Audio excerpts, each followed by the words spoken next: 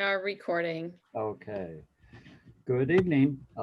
So we'll call to order the meeting on April 1st, which means nothing whatsoever to us, 2021 of the ResJ.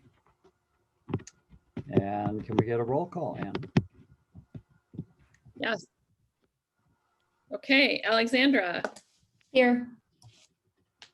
Griselda. Here.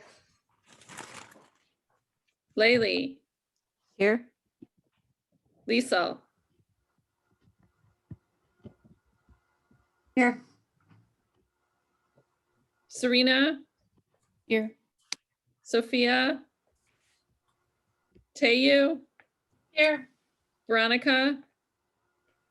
Here. Bruce. Here. Stephanie.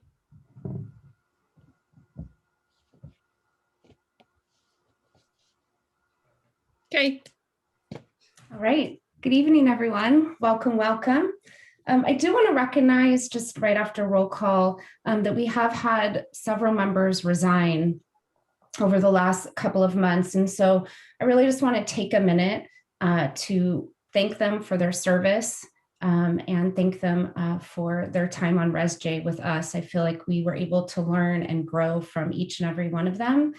So Amal, Daria, and Patrice, we appreciate your time with us so much, and we thank you for working on behalf of your community. So Fairfax ResJ acknowledges that we are located on the unceded ancestral lands of the Coast Miwok people of present-day Marin County. We honor with gratitude the land itself and all of its ancestors, past, present, and emerging.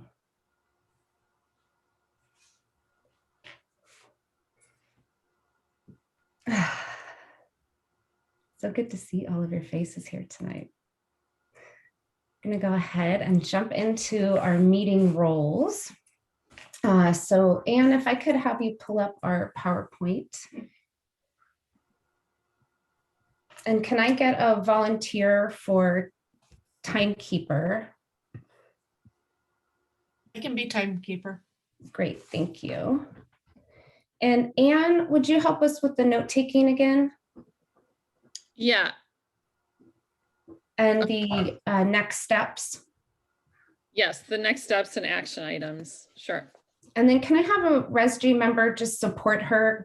Sometimes when she's managing all the Zooms and the PowerPoints, we just need a backup. If somebody could just support her with the next steps.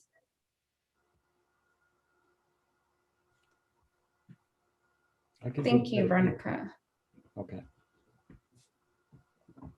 And then I'd like to also, can we go to the community agreements, please? Slide 3. And is there a way to enlarge? Is there a way to play that so it's full screen? It's as full as. If you hit the play button at the top, it will enlarge it. It's in the middle left, right between. For some reason, this one, it's weird. It's not the PDF of this file. It's not. Oh, never mind. Okay. Perfect, thank you. All right, so as we transition to greater efficiency here, I'm just going to invite you to read our relational community agreements for yourself. And as you read them, if you could think about what one is challenging for you to hold, and remember to hold that close to your heart and mind tonight. And also consider what one is your strength, and consider offering that to the group tonight.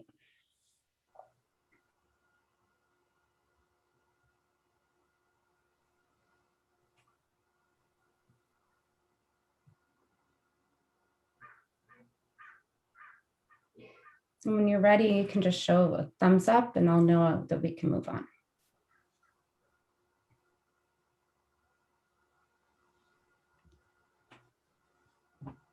All right, did I get everybody? All right, thank you. Next slide. Just a reminder of our operational community agreements. And while you look over those, can I get somebody who is not white to be our process observer for this particular ResJ, please? I'll do it.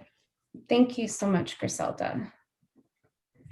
And we are going to mix it up a little bit tonight with our process observation. One of the things that I'll be sharing are a set of recommendations that I think can strengthen our ResJ work together. And I reviewed those recommendations with the chairs and also with our education and community engagement subcommittee. And one of the suggestions was having a method to show real-time process observation so that people who were wanting to process observe weren't sitting with their hands raised, because you can't distinguish the point and purpose of the raised hand. So I'd like to invite our process observer, Griselda, to use the heart icon. Okay. And that's when you can select a reaction. And is that available to us with this panelist Zoom? Where is the heart icon? I don't see No, it. just, is it only a Oh, raised it's hand? not there. It's just the hand. Okay, so if we could do this, if folks wouldn't mind, if you want to participate, if you can just raise your own personal hand. And then I will work to keep an eye out for that process observation hand that would be this icon that I'm showing on my screen. And Anne is also my backup to make sure that I'm not missing anybody. So as my eyes scan the Zoom, I just ask for your patience if I'm in a left corner and you're in the right corner. So she's going to be my backup for that. So thank you so much. Next slide. We'll skip that one. I did it kind of mixed in there. All right. So can I have a volunteer to read out our ResJ purpose tonight, please?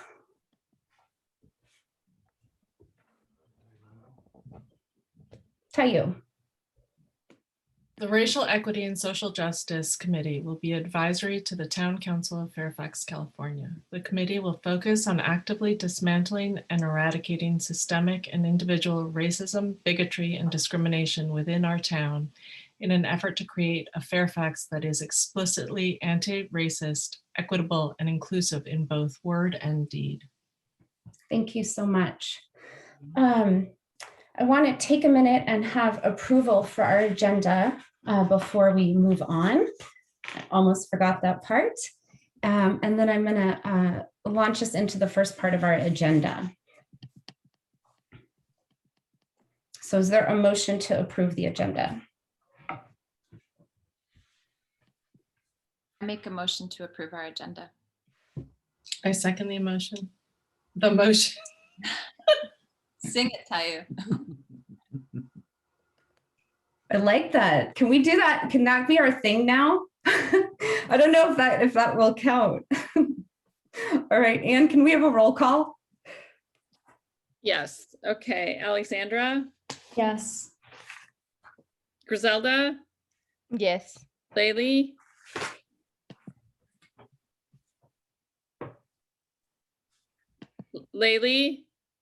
Yes. Lisa, Yes. Serena, Aye. Tayu, Yes. Veronica, Yes. Bruce. Yes. All right, thank you so much. So I invite you to remember our ResJ purpose tonight, hold it close to your hearts as we move through our agenda items. So we're going to start first with item B, and Anne, you can take us off the screen for a minute, but be ready because we'll be coming back on soon. And I'm going to go, this is item B, transition of a youth ResJ member to adult ResJ member.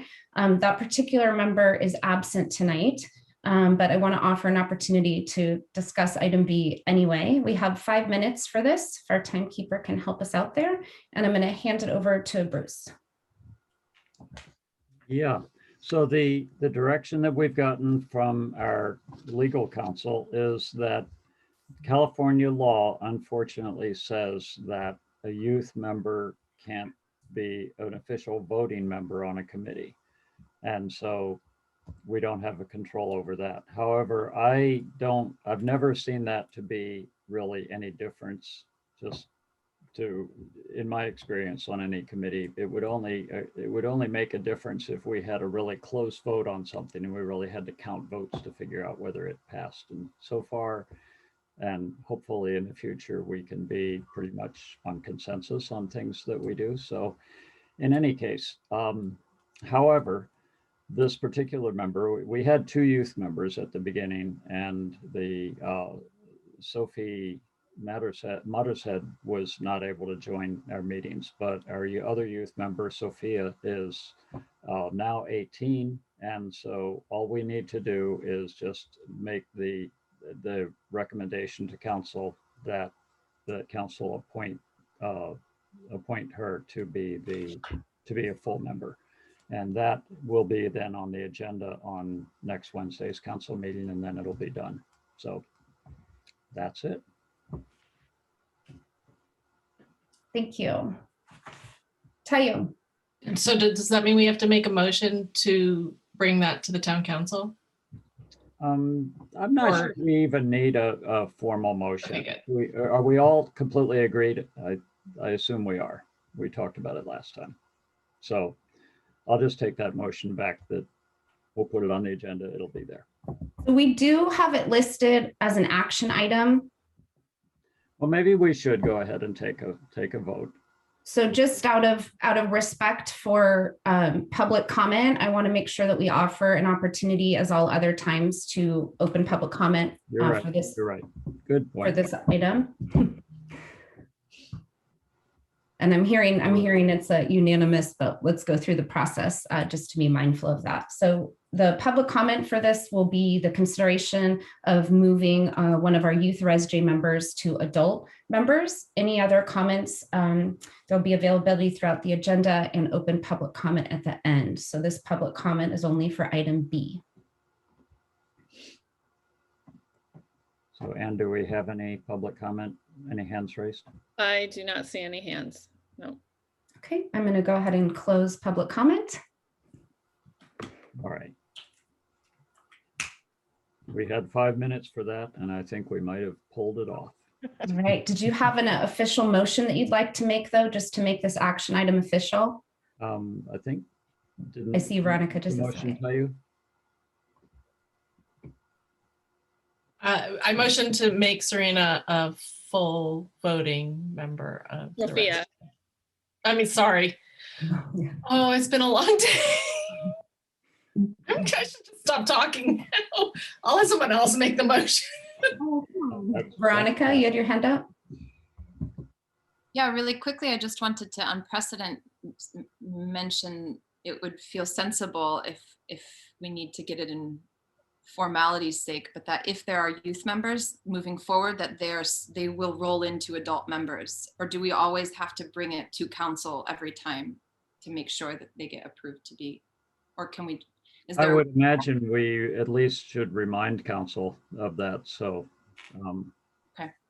Anyway. Okay. We'll, I make a motion to transition Sophia from a non-youth member into from a youth member into a non-youth member of our committee. I second. It's a bit out of order with Tayu's motion, but everybody's accepting, and so we're going to roll with it tonight. let's do it. Yes. I really do. I'm going to really remember that I second that emotion. We're going to have to figure out how to weave that in the future. All right, we're going to move on to item C. And Anne, if you can bring us back to our PowerPoint, please. And this item, I'm hoping it will take less than 25 minutes, but for our timekeeper, we have 25 minutes on this part. And this is just an opportunity for us to come together and reflect on our norms and how we'd like to move forward together as a ResJ. So I'm going to give Anne just a minute. Yeah, sorry. I had it and then.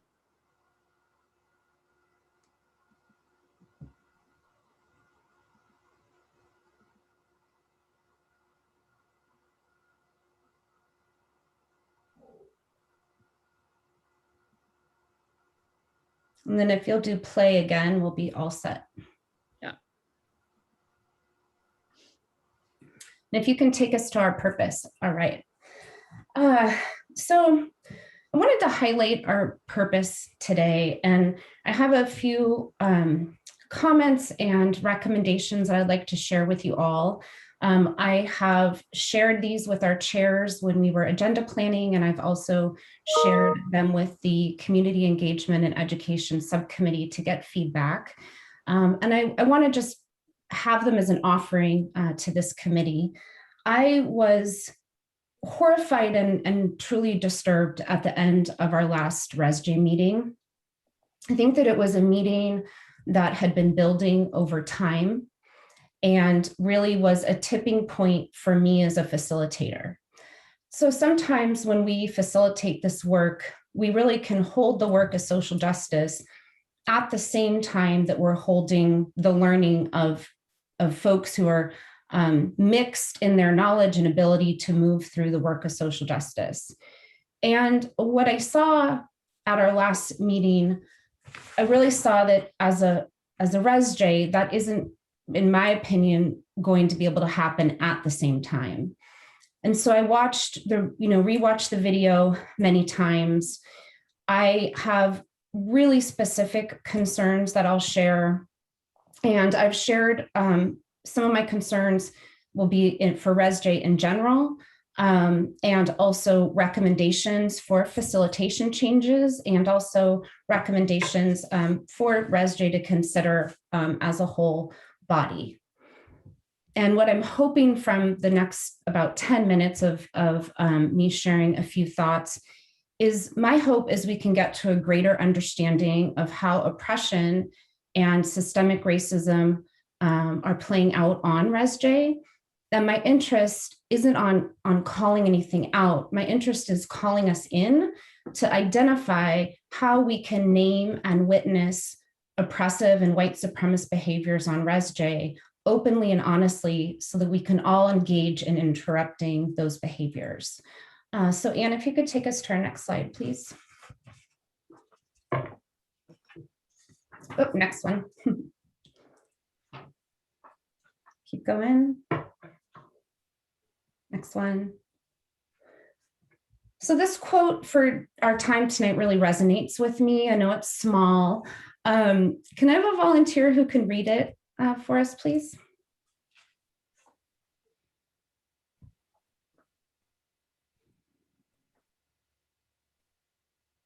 Thank you, Tayu. We can disagree and still love each other unless your disagreement is rooted in my oppression and denial of my humanity and my right to exist. James Baldwin. So I'd like us to just take 10 seconds to just pause and reflect on that quote.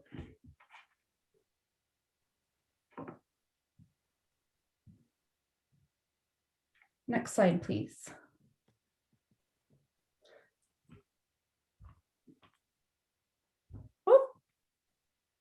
The text is gone. I'll read it. It's a question for us all to consider tonight, which is how do we move forward as a stronger, more effective team, operationalizing racial equity and social justice in our teamwork?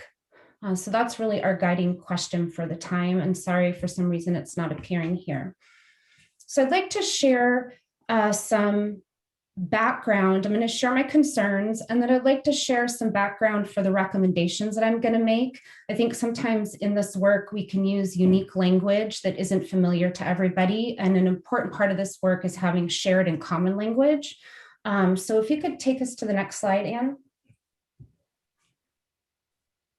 So after reflecting for a very, very long time after our last meeting, and talking to several of our members and sharing my concerns at the behaviors I saw, I wanted to share them with everybody together. I felt like white supremacy and oppression were dominating the focused tone and the culture of our meetings. There was not a clear focus on objectives and behaviors that will actually accomplish your purpose. So thinking back to the slide that we all read, we want to make sure, I include myself as a facilitator, that everything we're doing is aligning to that purpose. And I'd like to really invite us tonight to really be thinking deeply about how our actions and behaviors are aligning to the greater purpose of ResJ. I felt like there was and witnessed a continued exertion of power over, that's a term in social justice work, should have been in quotes, by white ResJ members towards non-white ResJ members through repeated silencing, shaming, bullying, and demeaning and harming behavior. I really thought long and hard about how clear to be, but I feel like part of this work is that we cannot undo racism, oppression until we actually can name racism and oppression and talk openly about what we're seeing, witnessing, and feeling so that we can take concrete, actionable steps to interrupt it. So I offer it tonight with that intention and that purpose. I saw extremely disrespectful behavior in general between ResJ members in the form of interrupting, raised voices, talking over, name calling, and not a lot of listening to understand each other. I want to this aligns with our norms. And so I specifically wrote this because these are the things that I saw that were not in alignment with the norms. There was a challenge to be able to change behavior even after feedback. And a concern I have is that a large number of my hours, both paid and pro bono, are really spent managing some of these oppressive behaviors, both in the intent of the behaviors and also, more importantly, the impact that it's having on ResJ members. And I certainly am more than happy to offer my own personal time to this work and the cause, but I feel like there's an extraordinary amount of time that is being spent not on supporting you all to achieve your purpose. And I felt like that was really important to point out. Next slide, please. And I'm watching my time. So timekeeper, if you can also help me out with I think I have about 4 more minutes to go. So just a reminder tonight, I'm not training. I'm not going to go deeply into everything that I'm sharing. I do just want to build a common sense of language. So I'm going to go very quickly. I just want to remind us, we talked about this at our retreat. When we talk about white supremacy and oppression, there's individual players in that combine their actions together to create interpersonal relationships and also institutional and structural. And it's just a reminder that it always isn't always one person. It's often the way that many actions and behaviors add up to create this system of oppression. And I just want to highlight that and point that out. And I'm not going to go over the next 2 slides. I put them in there as a resource, just simply to remind ResJ, you have access to the PowerPoint, some of the questions that we're asking when we talk about systemic oppression. So Anne, if you could, skip those 2, please.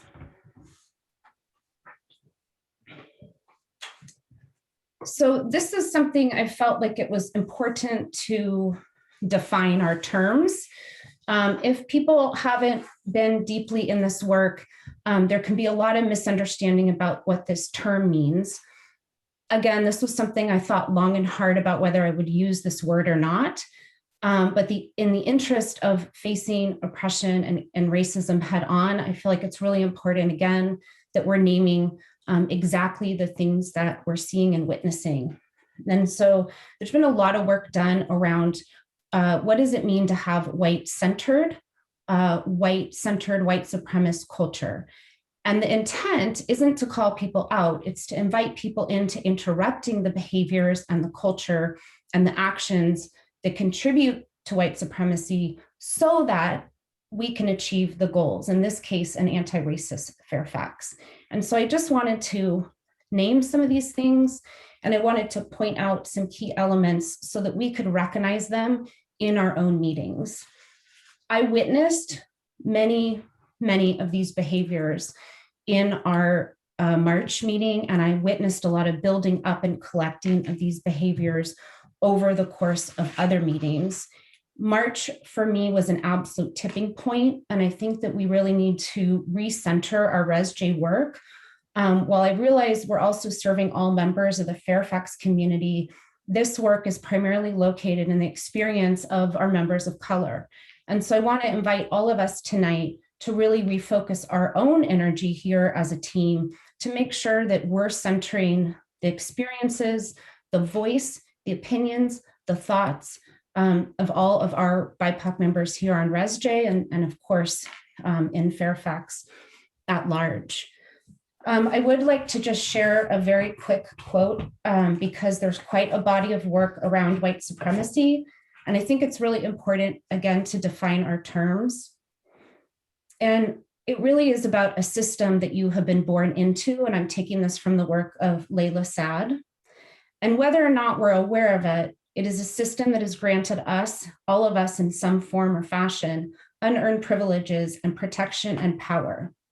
But it's also a system that has been designed to keep other people asleep and unaware of having that privilege, protection, and power, and what it means for people who do not look like you. What you receive and what you experience may sicken you when you feel the guilt and the anger and the frustration. But you cannot change your skin color to stop receiving these privileges. But what we can do, what you can do, is wake up to what's really going on. And I invite you into this challenge of your complicity in the system and to work to dismantle it. So those are not my words, those are her words. But that's my invitation to all of us tonight. So can we go to the next slide, Anne? Lisa, it's been 12 minutes, just so you know. Thank you. So just a reminder leading up to the recommendations for tonight, our work needs to happen both alone for this transformation, in affinity groups, and also across difference. And so how we move toward anti-racism is being able to do this work in all sorts of different ways. And Anne, if you could go ahead and skip the next 3 slides. And so this is just a reminder. One of the patterns that I saw, and it is in one of my recommendations, is that I encourage and invite everybody to really think about generating dialogue and not debate. And when I watched the videos, I really saw this tension where members started debating each other instead of having a lens of dialogue and inquiry into understanding and discovering more about the shared perspectives. And again, an invitation to all of us to remember to invite dialogue into our ResJ meetings so that we can build the understanding necessary to do this important work. So I'm going to go ahead and take us to the actual recommendations now. And so I would just like to thank everybody for their input. I believe this work always has to happen in community. As they say, nothing for us without us. And so thank you for your input.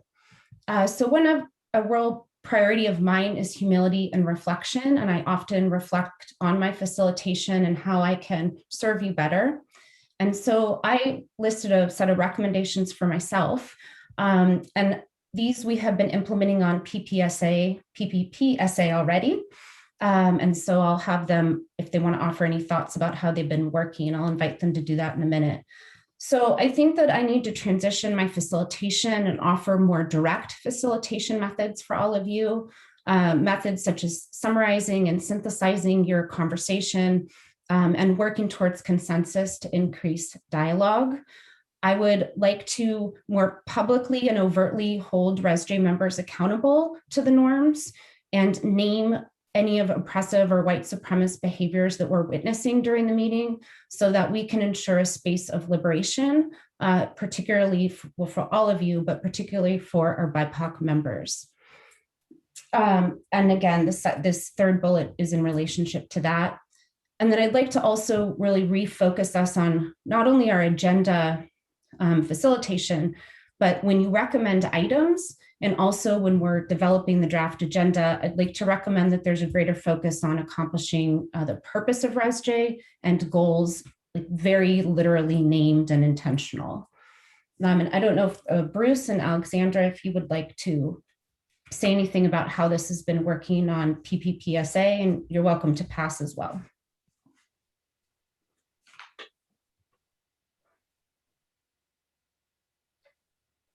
Bruce, do you want to go first? Well, I definitely noticed the difference and very much appreciate that. In particular on the PPPSA, the first one, the uh, helping as a facilitator, which I see as a role of a chair. So you're sort of serving as the chair in these meetings, but to help the group find when we've seemed to have, our conversation seems to be coming to a consensus, and kind of propose that what sounds like we're coming to that consensus, and then check in, and just to help us know when we're finished with the conversation. I think that was very helpful.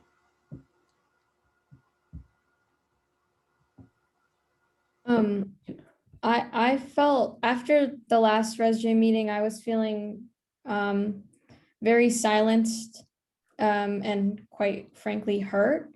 And so I was really happy with the changes we've made in PPPSA, along with what Bruce was saying, just continually being reminded of the goal that we set in each item on the agenda was really helpful to continue to move forward when we got kind of stuck, whether that be like silence or we kind of started to go in circles and just like keep going back and forth with each other when we were all kind of trying to say the same thing, or there was a, as Bruce had mentioned, there was like a consensus that had been reached, but we just kept going. And so sometimes it's hard to take that initiative to like stop the conversation. But specifically with that first recommendation, I felt was really helpful.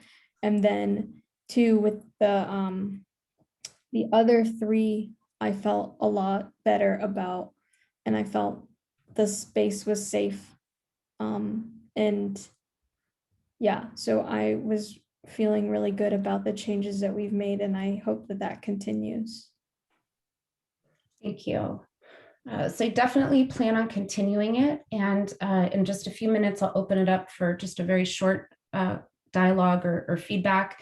I will engage in these practices tonight, and then we'll just be continuing to reflect and get your input to continue to improve our process here together. So thank you. A little trial. We got a little trial run with PPPSA.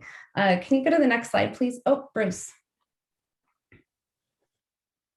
You're muted, Bruce. Sorry. I don't see my mute thing anymore. There we go. You're good. I'm just wondering if we could just ask Veronica if you have anything to add regarding that meeting, because that was a meeting that brought all of these strategies into play. That's true. Thank you for stopping us, Bruce. Thanks, Bruce. I appreciate that. I wholeheartedly agree with what both you and Alexandra have reflected, and greatly appreciate the modeling, Lisa, that your tighter facilitation is doing, and the orientation to our purpose and the agenda. It feels to me like an opportunity to still be able to have our, there's going to continue to be personal conflicts in this work and in any work, but that we stay oriented to the purpose and to the agenda items primarily feels quite beneficial, and it was very helpful. Thank you.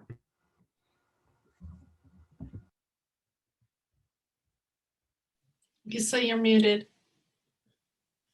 Thank you. And there's 6 minutes left of the 25. Thank you. All right. So if you can go to the next slide, please.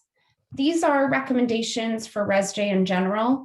They're a compilation of what I witnessed and saw, and me thinking through ways that we can interrupt the behaviors as a collective group. And it's also just a mix of all the feedback and input that I received from everybody. So one recommendation is to, and I'm going to just buzz through them, is to immediately elect non-white, either a non-white chair or chairs for ResJ. This is actually an agenda item. To immediately implement subcommittee leadership that is not white. And so that would just be selected by subcommittees, either a formal chair or appointing just a leader of the team. And that is intentionally designed to share power. There's been some concerns that power is concentrated in a few members on ResJ, and this is intentionally meant to interrupt power over people. And the other is that we start all discussions with participation of non-white ResJ members first, at least for a little while. And this is a direct attempt to ensure a brave space that is open to all voices and that our BIPOC member voices are not diminished. Next slide, please.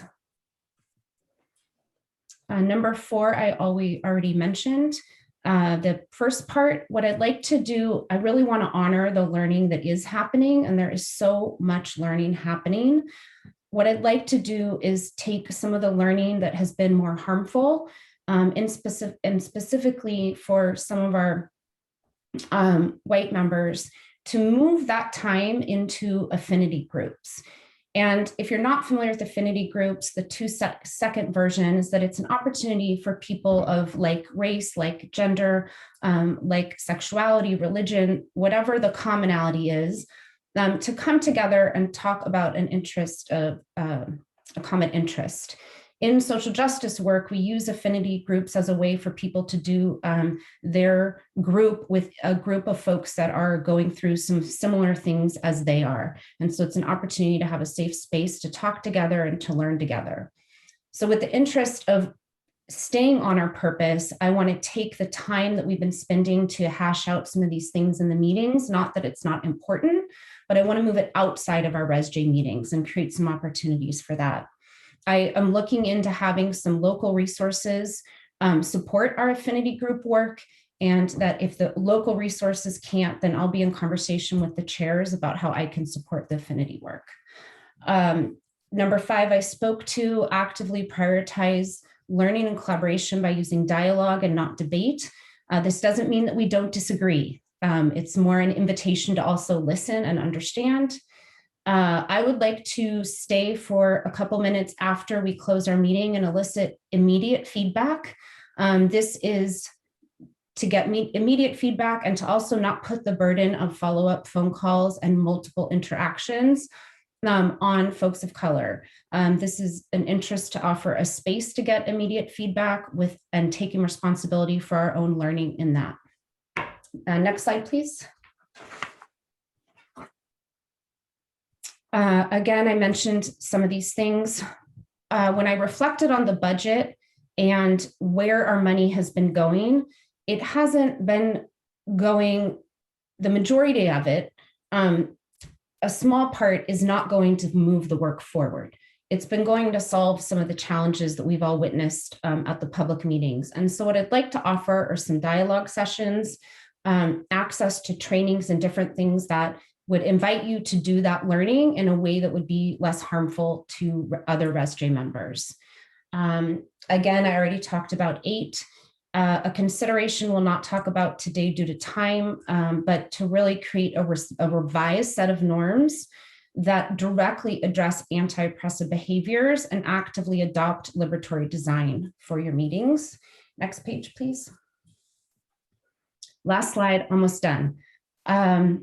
3 other things would be to ensure that new ResJ members are BIPOC, just to ensure that there's a variety of voices and life experiences on ResJ, and that continues to be the center of our work. This was some feedback, and I was requested to add, ensure that subcommittees have multiple members of color. There was some concerns about isolation on different subcommittees. And this is what we've already changed, which is to engage in real-time process observation. Next slide, Anne. This is it. Forward. We'll skip that. That's more for reference. So I opened with James Baldwin and I will close with James Baldwin because I think that this is apropos of where we're at. Can I have a volunteer to read this?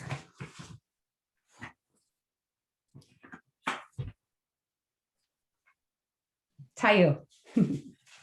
Not everything that is faced can be changed, but nothing can be changed until it is faced. James Baldwin. And that's 25 minutes. Thank you.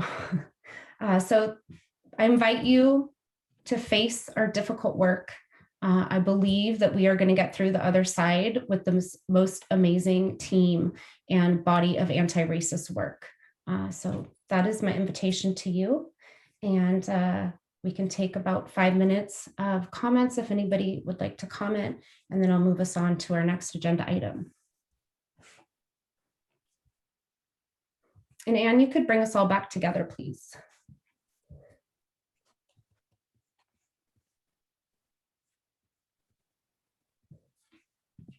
Griselda. I have a question. You said create a revised set of norms. Yes. How would that look like, or would we revise them? Do you have something in mind? I can, when we have more time, I can share some norms that I would offer. The idea would they would be specifically anti-oppressive and anti-white supremacist norms that would just would really literally name behaviors and actions, since that's been a challenge. I'm happy to talk more with you about that.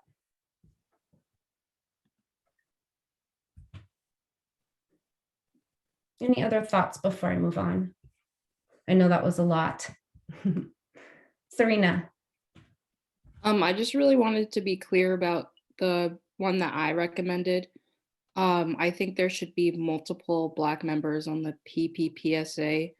And I think that would include us, adding more people to our open spots, so that with the intention of them joining the PPPSA. Because I think if we have no Black members on the PPPSA, obviously that's a problem. If we have one, then they're just going to be attacked because they're the sole Black person, and maybe they don't want to speak on behalf of like all Black people. So I think it needs to be more than one, and I really want to drill that in. Thank you for clarifying that. Veronica. Thanks, Serena. Really appreciate the clarification too. I would love to, I'm wondering, how do we take action on any of these items? Is this just for us to keep percolating on? Because I definitely value the opportunity for white folks, particularly speaking for myself, to have the space in that affinity group that you mentioned, Lisa, to be able to recognize how we're perpetuating white power and white supremacy, and to be able to call each other in that space.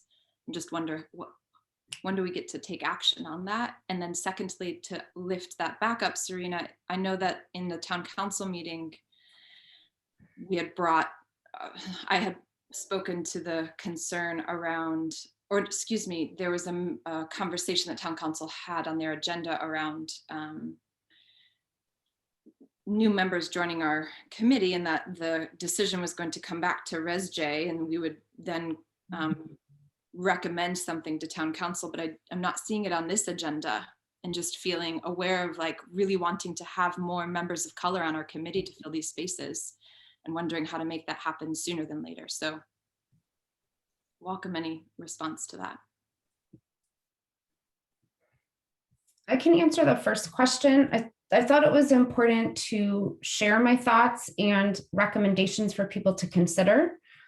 This is your committee. And so I bring the lens of an anti-racist facilitator and somebody who's done the work, but this ultimately is your committee, and the decisions are yours to make about what you'd like to do with them. I'm here and more than happy to offer space to think about how we operationalize them, how we live them and make them real here, and what ones you'd like to consider as a team. So that would be up to you all to decide to place that on another agenda. I can also work with the education subcommittee. So lots of different ways to make that happen.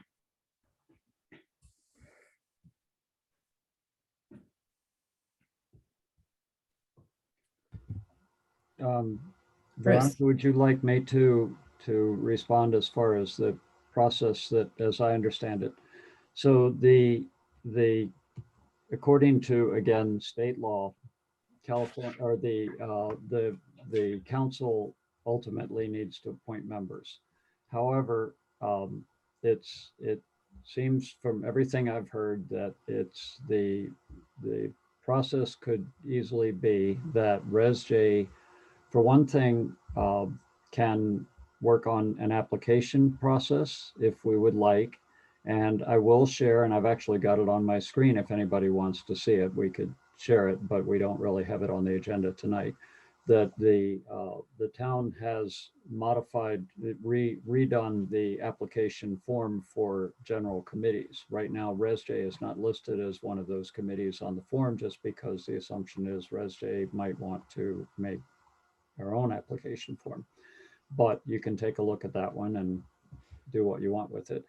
So then as members apply, but there would still be a public application process. It wouldn't just be that we go recruit our friends and that's it. It's a closed thing. It would be, but people could apply, and then ResJ could develop its own process to consider those applicants, maybe interview them, whatever we want to do. That's time consuming, but it's something that we might consider. And then ResJ could either just give the feedback on those interviews to the council, or could give a short list to the council, or could give just a list of recommendations. Like if we had 3 openings, then we could say, these are 3 people that we recommend. Council could then interview those people if they wanted to, but council could also just go ahead and appoint them based on those recommendations. So that's what I'm understanding would be our options here. Thank you, Bruce. Just a thought that as we've been through a lot already, and we're getting to know each other, and that's a really good thing. And so I'm hearing tonight an urgency to bring in more members, but then just a thought that the other side to that is that that's going to also mean integrating those members. So, but anyway, creating the process is certainly a step that we need to take too. So, okay, that's just my thought. Thank you.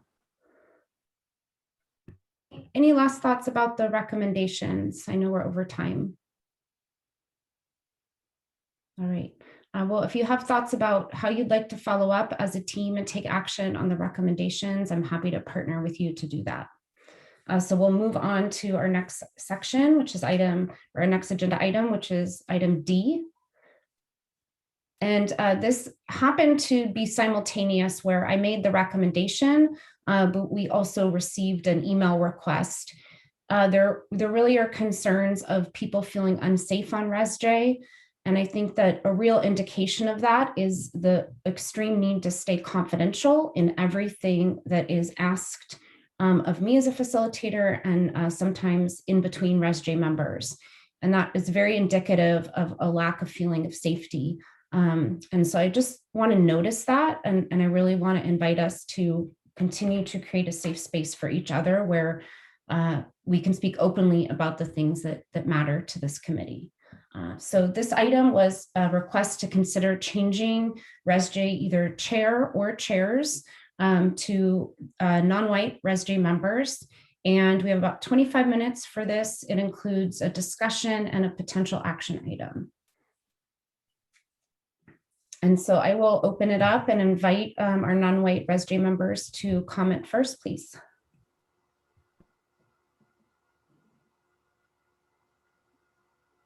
Alexandra.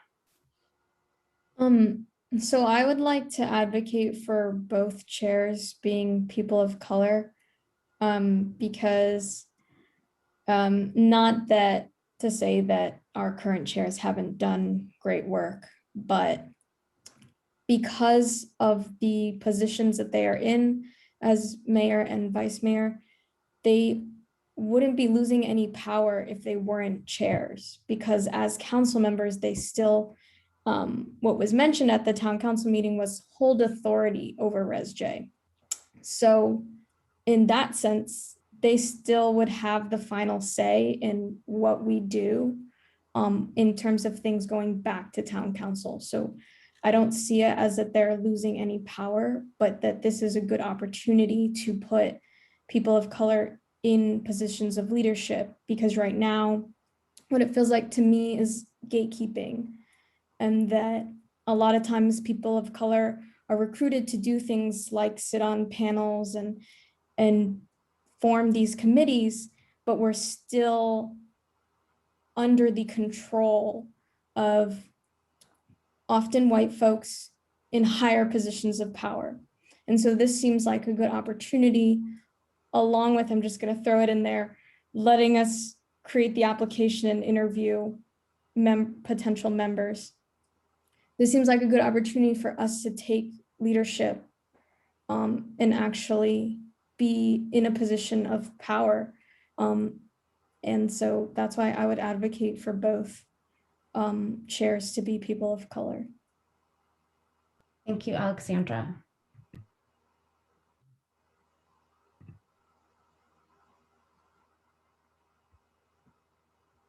I see your hand, Bruce. I'm going to give a couple more seconds for other folks to comment first. Serena. I just wanted to echo that and say I agree with what Alexandra just said.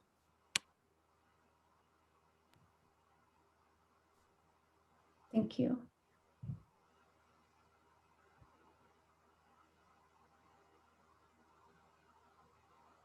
Okay, Bruce.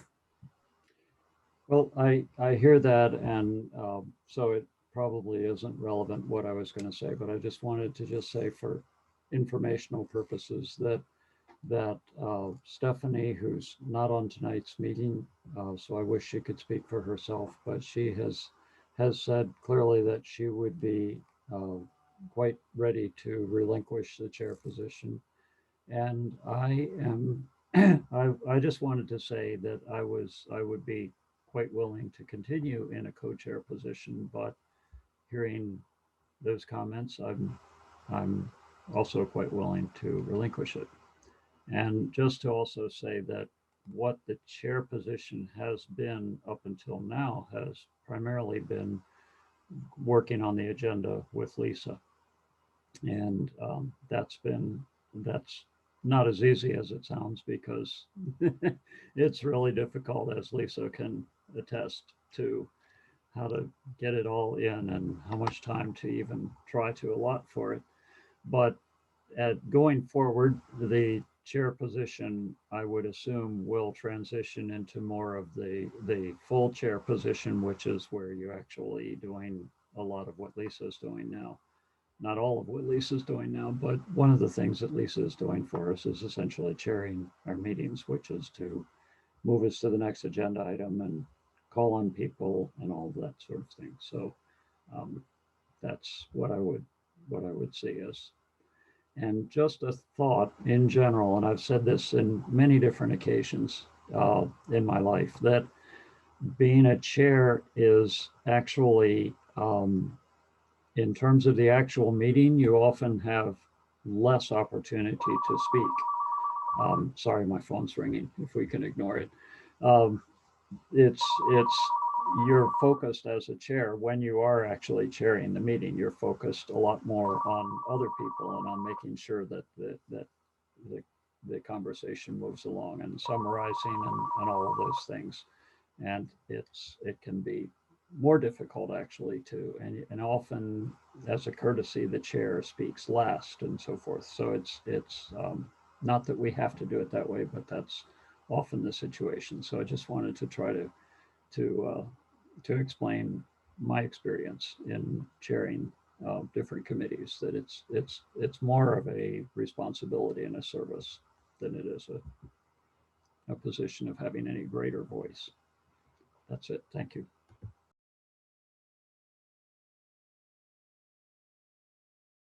Whoops, Veronica. Alexandra, thank you so much for your continued courage and bravery to name that. And I just really appreciate it. Thank you. And feel fully in agreement and support that both chairs being folks of color feels like the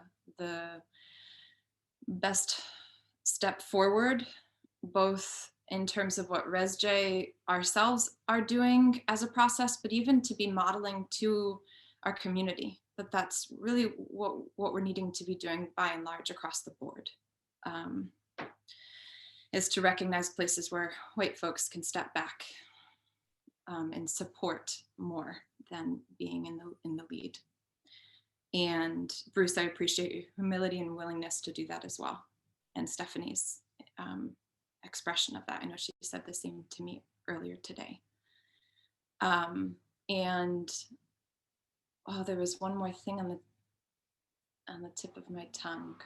Oh, just while that's on the, that's in the air, I just wanted to be honest in the sense that I've even had questions of whether or not it's appropriate for me, I'll speak for myself, but even as a white person, to be on this committee at this moment, recognizing how much harm has been caused to folks of color.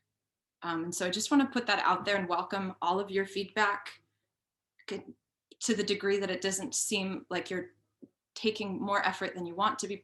It's not any folks of color job to be telling me that I'm not doing something correctly as a white person, but I also want to make it fully available that if you want to let me know, yeah, I think that actually more white people could step off of the committee and that would be making more space for folks of color. I am so signed up for that. So just know that I'm really honored to be here with you all and to be doing this work. And I will step back at any point that is the consensus.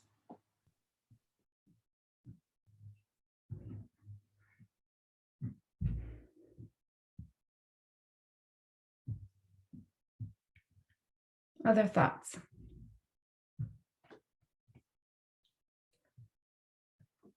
Liesl, Laylee, I wanted to invite you to comment if you'd like. You haven't had an opportunity, you can also pass.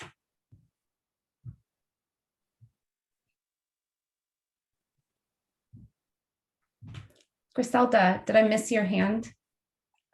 My virtual hand. Okay, sorry. But not for long. Okay, good. I appreciate what Veronica said, and thank you, Bruce, and thank you, Stephanie. I think it's really useful for white people to be on this committee because it's in working.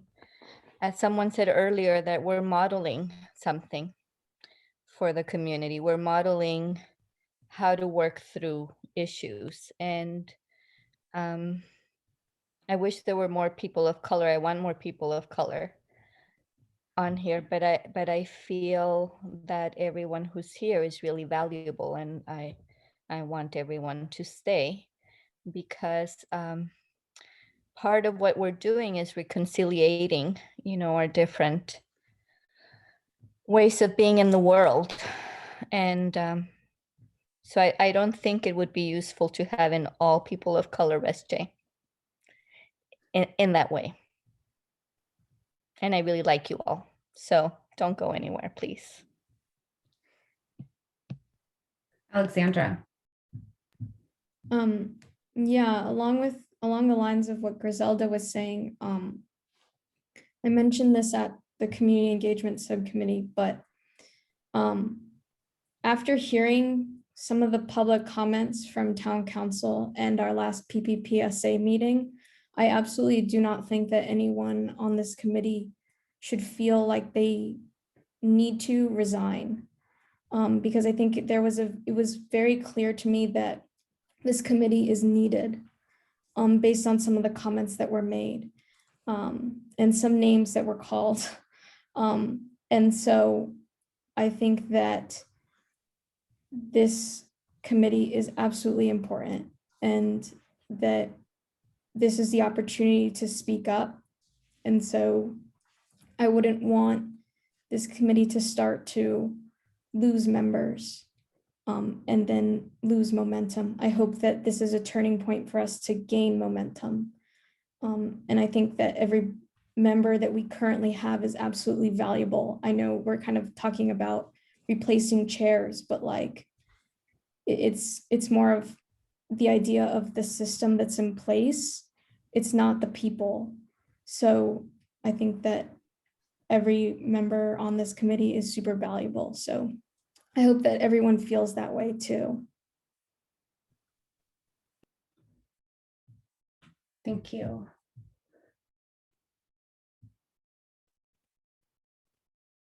Other thoughts?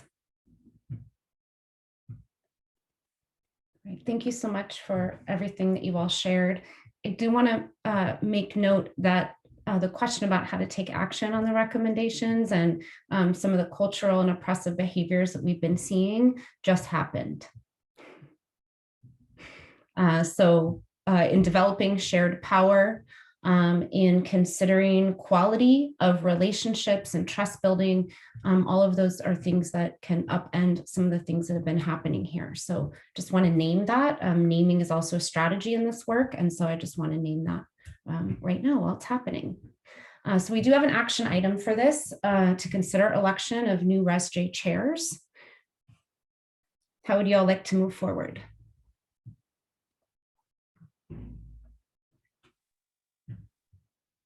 Lisa. I'm wondering, I guess, if we're going to elect new chairs, are there people who feel strongly that they would like to be the chair? A chair? You can nominate yourself too. That's totally fine.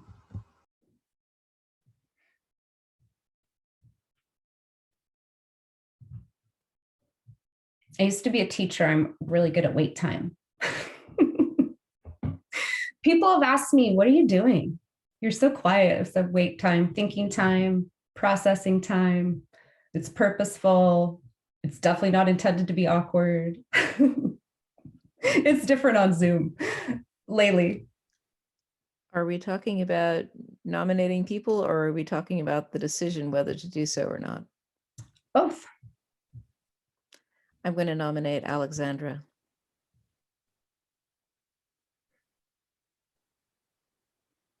Sorry, Alexandra. No, it's okay.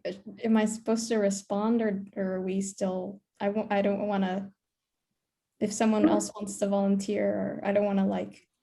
This is open conversation, so you can respond. And when you feel like everybody has enough information, somebody could make a motion if they feel so moved. And Okay. someone else can second that emotion. Gotta get that in there. I know I can't help it. I would play the music, but I can't right now. Thank you, Laylee. I really, really appreciate that.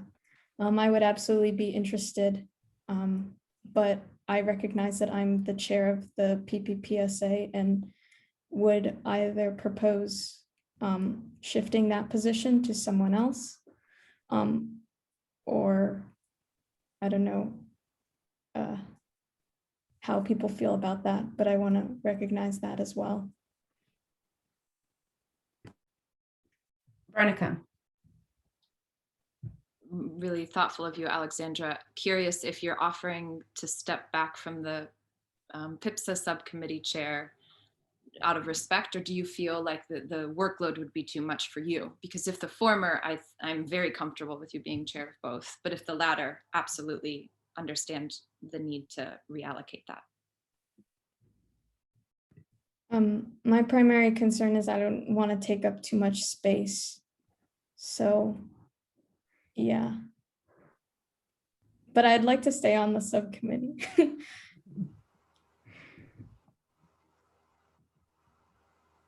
Other thoughts?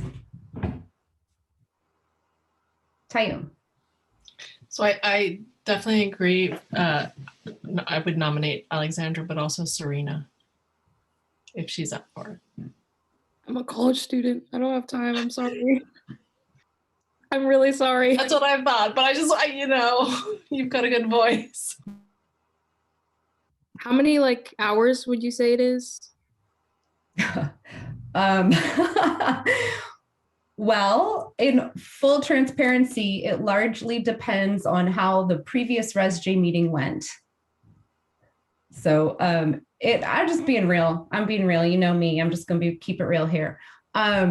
So it could be as little as, let me see, I got to do like quick calculation. We have a draft meeting, second meeting, 3 hours, 4, possibly more. possibly less if we can get to a place of greater efficiency. Claire, like, I'm sorry I should have lifted my hand. Does anybody else want to go? Okay. Thank you for that, Lisa. I got excited and then I went, oh, stop. I guess what I'm trying to understand is to be clear about how many hours in between meetings the person who's chair would have to spend, and I wasn't quite clear on that. So as it is now, we meet twice a month. I prepare, so what's coming up is a budget conversation, so I think we can revise some of the things, but as it is now, I prepare a draft agenda based on the agenda items you put forth at the end of the last meeting. Have a conversation with the chairs to create a first draft. So we meet for an hour and a half, and there's been times where it's been much quicker and times where it's been longer. Again, really depending on the events of the meeting. And then we put the draft out. That was a request to put the draft out for more input. We meet again. The second meeting is generally shorter, and we finalize the agenda, and then I send it off.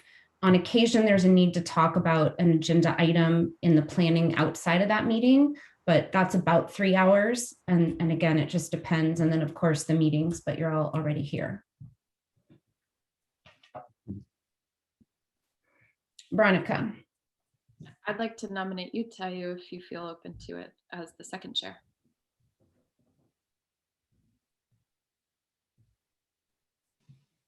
I think right now I couldn't do it mentally.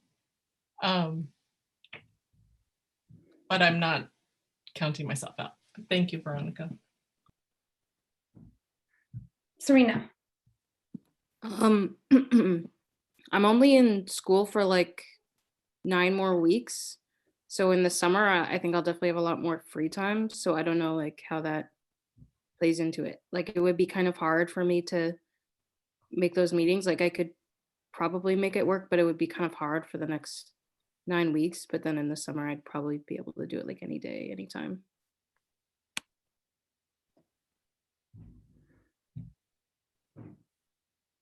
Any thoughts about how to move forward? We have Alex, Serena, Tayu. You could make a decision about one tonight, both tonight. What are thoughts about moving forward?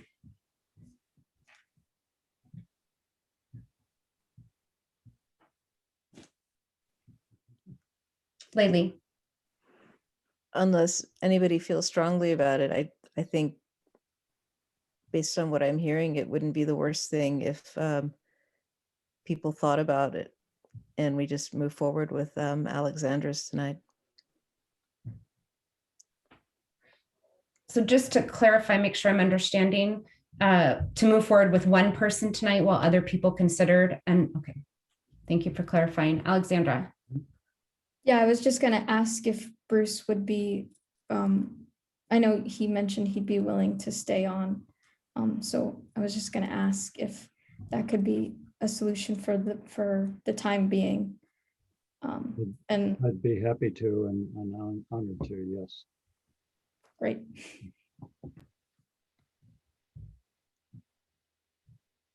Would you like more time for dialogue, or do you feel ready to make an official motion?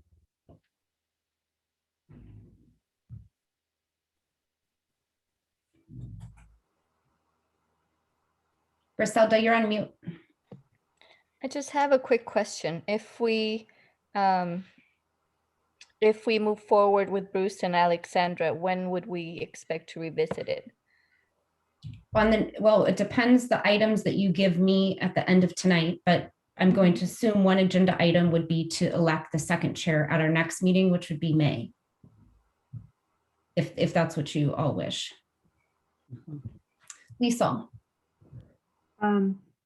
So I'm just wondering if everybody who has some interest in being chair has sort of made their staked their claim tonight. Like, I don't know if Griselda or anybody else is interested at this point.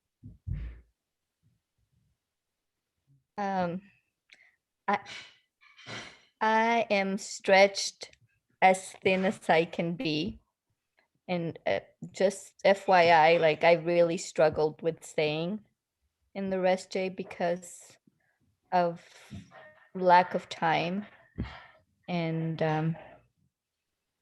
but I want to continue and want to give it my best, but I can't spend any more time.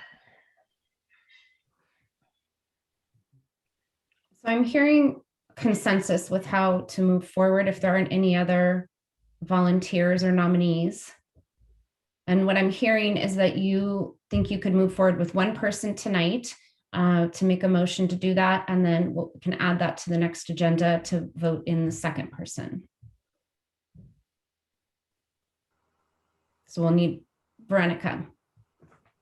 I've made a lot of motions, so if anybody else wants to start it, I'll second you.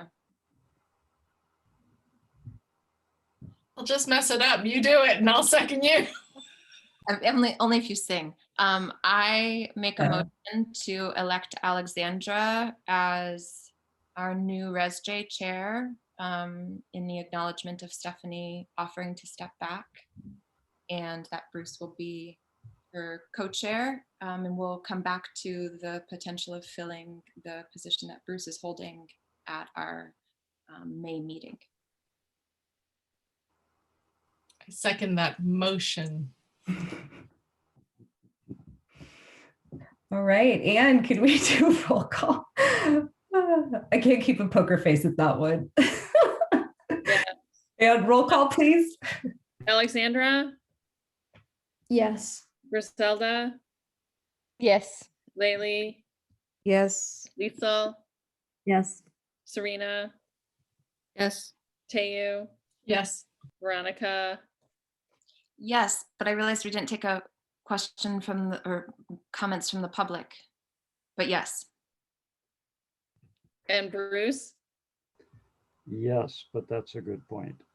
That's completely on me. Thank you for noticing that.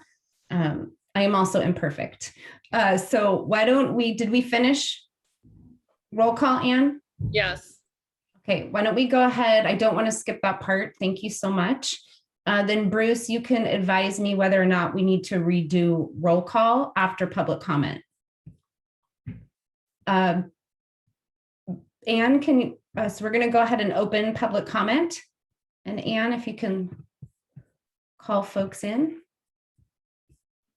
Yes, Lee has her hand up. And so Lee, go ahead and talk. You have 3 minutes. And just to clarify, this is comment on item D only. I understand that. D. Lee Benson, I am a resident of Fairfax, and I had my hand raised because I am looking at the agenda, and it does say that the ResJ will take public comment on action items before voting on the items. And I was wondering, since you all went through the motion, the second, and the vote, how that sits with Robert's Rules of Order. Just curious. I've been studying them and what happens next. And that's all I have to say. Thank you. Bruce might know that. Thank you. Okay, thank you. Is there anyone else for public comment, Anne? Yeah, we have Mimi. Mimi, go ahead. You have 3 minutes. Hi, this is actually Patrice. I'm just using Mimi's device. Can you guys hear me? We can. Welcome, welcome. I would just like to say that, sorry that our dog is barking. I would just like to say, Lisa, the way that you're running this meeting tonight would have changed everything for me. It's organized, it's structured, it's well orchestrated.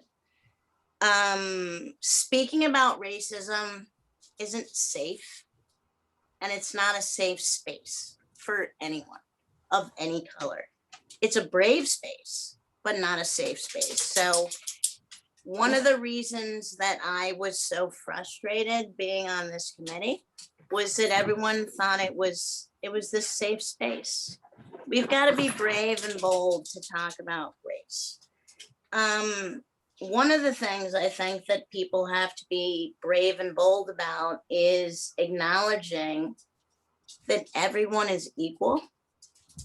And so the fact that everyone is like kind of leaning towards Black members being special that is never going to accomplish anything in the town of Fairfax. Everyone needs to be equal. Everyone needs to have an equal space to speak.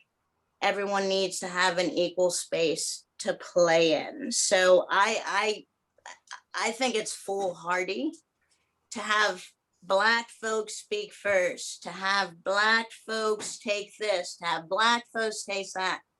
The civil rights movement pretty much broke down when white folks and Jewish folks were no longer allowed in it.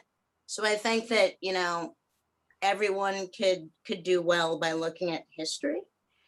I don't think this group is about power or ego. I think it's about working with the town council, not as a rebel ship. And I keep hearing people talk about this committee as a rebel ship. If the committee is well vetted, it does not matter what race people are. And Alexandra, you really hurt me last meeting when you said that there are other people on this committee who identify as Black. So Patrice, I'm sorry, but have I hit my 3 minutes yet? You have 30 So- seconds, but this is for comment on our election of our Res J chairs. I really would invite Yeah, you. okay, I'll do it. I wholeheartedly disagree that you should have one person be chair of two committees.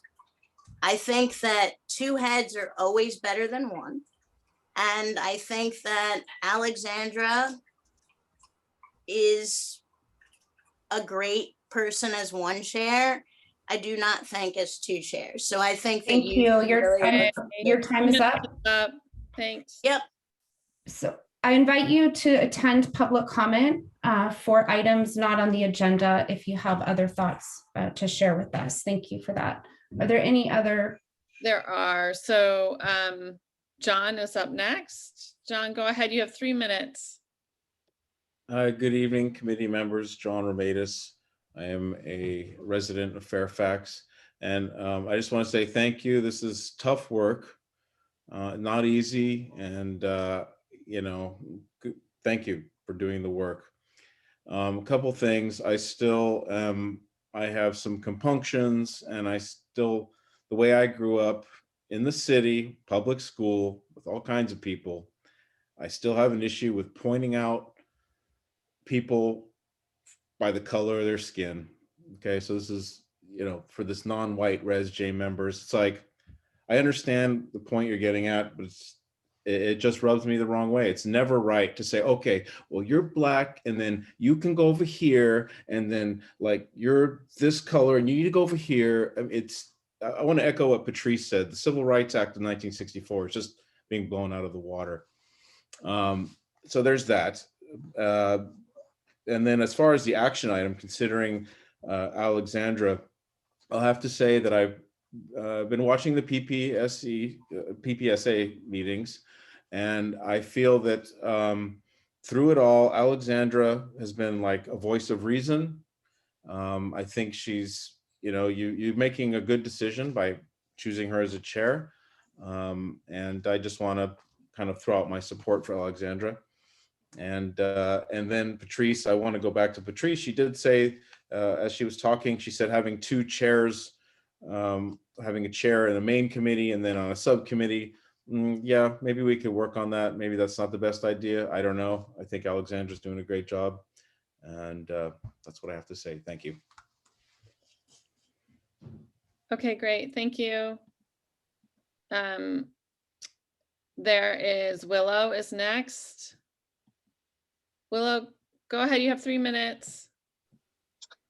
Hi, my name is Willow Thorson, and I'm a community member in Fairfax. And I just want to say again, as other people have said, thank you all for doing this work and for stepping into this space. I'll admit I have not been able to watch as many of the videos as I would have liked, and not always able to kind of be here on the evenings that you're meeting, but I appreciate the work you're doing. And I heard some concerns about the culture that was happening in this space, which is part of why I really made a priority to be here. And I'm really heartened to see the kind of like what I'm seeing tonight. And as part of that, the direct systemic shift towards having BIPOC chairs. I do think there's value in shifting the systemic structures in a way that prioritize voices of color and allow structurally white people who are used to just like without awareness to take up space. And it really allows us to step back and to have to step back. It helps us frankly contain our unconscious kind of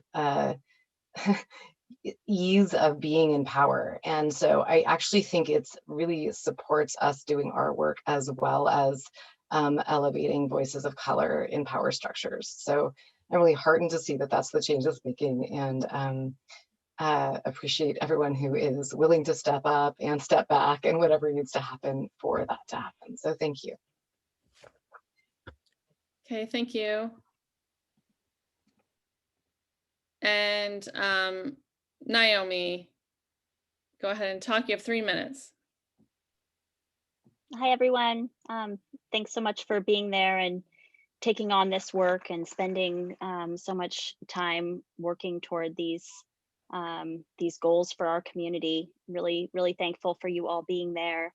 And you know, I really want to echo basically what Willow just said. I think it's a great step forward to have some new chairs, and I also believe that Alexandra would do an amazing job as the chair of this committee. I understand that you know, the PPPSA and being the chair of both of those maybe a lot, but I'm sure you would be up to the task, Alexandra. I also think that Serena and Tayu would be amazing additions as co-chairs. Either one of you would be incredible, and so I look forward to seeing what unfolds as time goes on here, and just want to thank you all again. Okay, great. Thank you. And that's it. Everyone has spoken. I mean, we have, yeah, you have 3 minutes. Oh, there's someone. Ricky? Okay, go ahead. Hi, thank you. I just want to echo Willow and Naomi. Also support Alexandra. I think in the short term, where you guys aren't even a year in and you've lost some folks, and you know you're still all getting your sea legs and traction and stuff. I don't personally think it's a super conflict. If Alexandra can handle chair of both, at least for the short term, maybe that can be reassessed down the line if the load for the chair of the entire ResJ becomes bigger and more complex and it becomes too much for one person, or it feels like it needs to be spread across. I think in the short term, since there seems to be almost unanimous support for Alexandra's efforts, and everybody feels really confident in her perspective and her talents, that maybe for right now, if she's willing, then by all means, you know, for now to do that. And so, yeah, that's pretty much just what I wanted to say on this particular agenda item. Thank you. Okay, thank you. 2 members' hands are up, but they already spoke, so we can close public comment. You're muted, Lisa. Thank you. I'm going to go ahead and close public comment. And then Bruce, my recommendation is that we redo the motion and the vote. That was my error as a facilitator, so I apologize to the public. That was not intentional at all. I was trying to move us along in the agenda. So my apologies to the public. I recognize that error and I respect your right to comment on all of our action items. So Bruce, can you let me know if that's an appropriate recommendation, please? I concur, yes. Okay, Yes. thank you. So if we can go ahead and have another motion for this action item. May I make the motion? Bruce.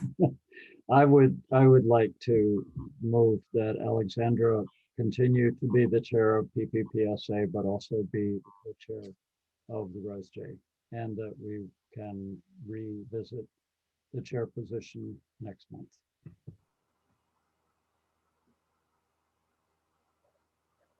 I second. Okay, thank you, Caillou. Can I just clarify really quickly that you're saying that, Bruce, you're saying that you would be the other chair still? That's what I had understood the previous motion to say as well. I'm willing to do that, yes. But if you want to amend that motion or revisit it, that a motion doesn't end the discussion. So that's No, I just wanted to clarify. Yeah. Okay, we had a second for that motion. Are we ready for a roll call? If you could just show me. Okay, great. Anne, can I get a roll call, please? Alexandra, Yes. Griselda, Yes. Laylee, Yes. Liesel, Yes. Serena, Yes. Tayu, Yes. Veronica, Yes. Bruce. Yes. All right, the motion is passed. We welcome Alexandra to be our new ResJ chair. And I would like to thank Stephanie for the personal reflection and the humility that it took to recognize an opportunity to be of greater service to the purpose of ResJ. And I'd like to thank her for her service as co-chair. So thank you so much to Stephanie for that. All right, I'm going to move us on to our next agenda item, and that's item E, the budget preview. And Anne, if you could bring up my budget summary, please. So part of this item, I was asked to just provide an overall summary of time spent so far on ResJ, and then I will actually step back. I don't want to create a conflict of interest. So Bruce will lead the discussion after I share the summary of the budget so far. So this is just a quick summary of my hours to date. I'm not going to walk you through every single number, but I did want to note some key themes here. So there's been an increase of hours over time with the addition of the PPPSA work that we've done. The budget was for $40,000 and we are at $51,000. And so ResJ will need to consider what to do with that. And ResJ will also need to consider when Bruce opens up the time for the entire purpose and parameters of the full scope of the ResJ budget. A couple important points I think about these hours.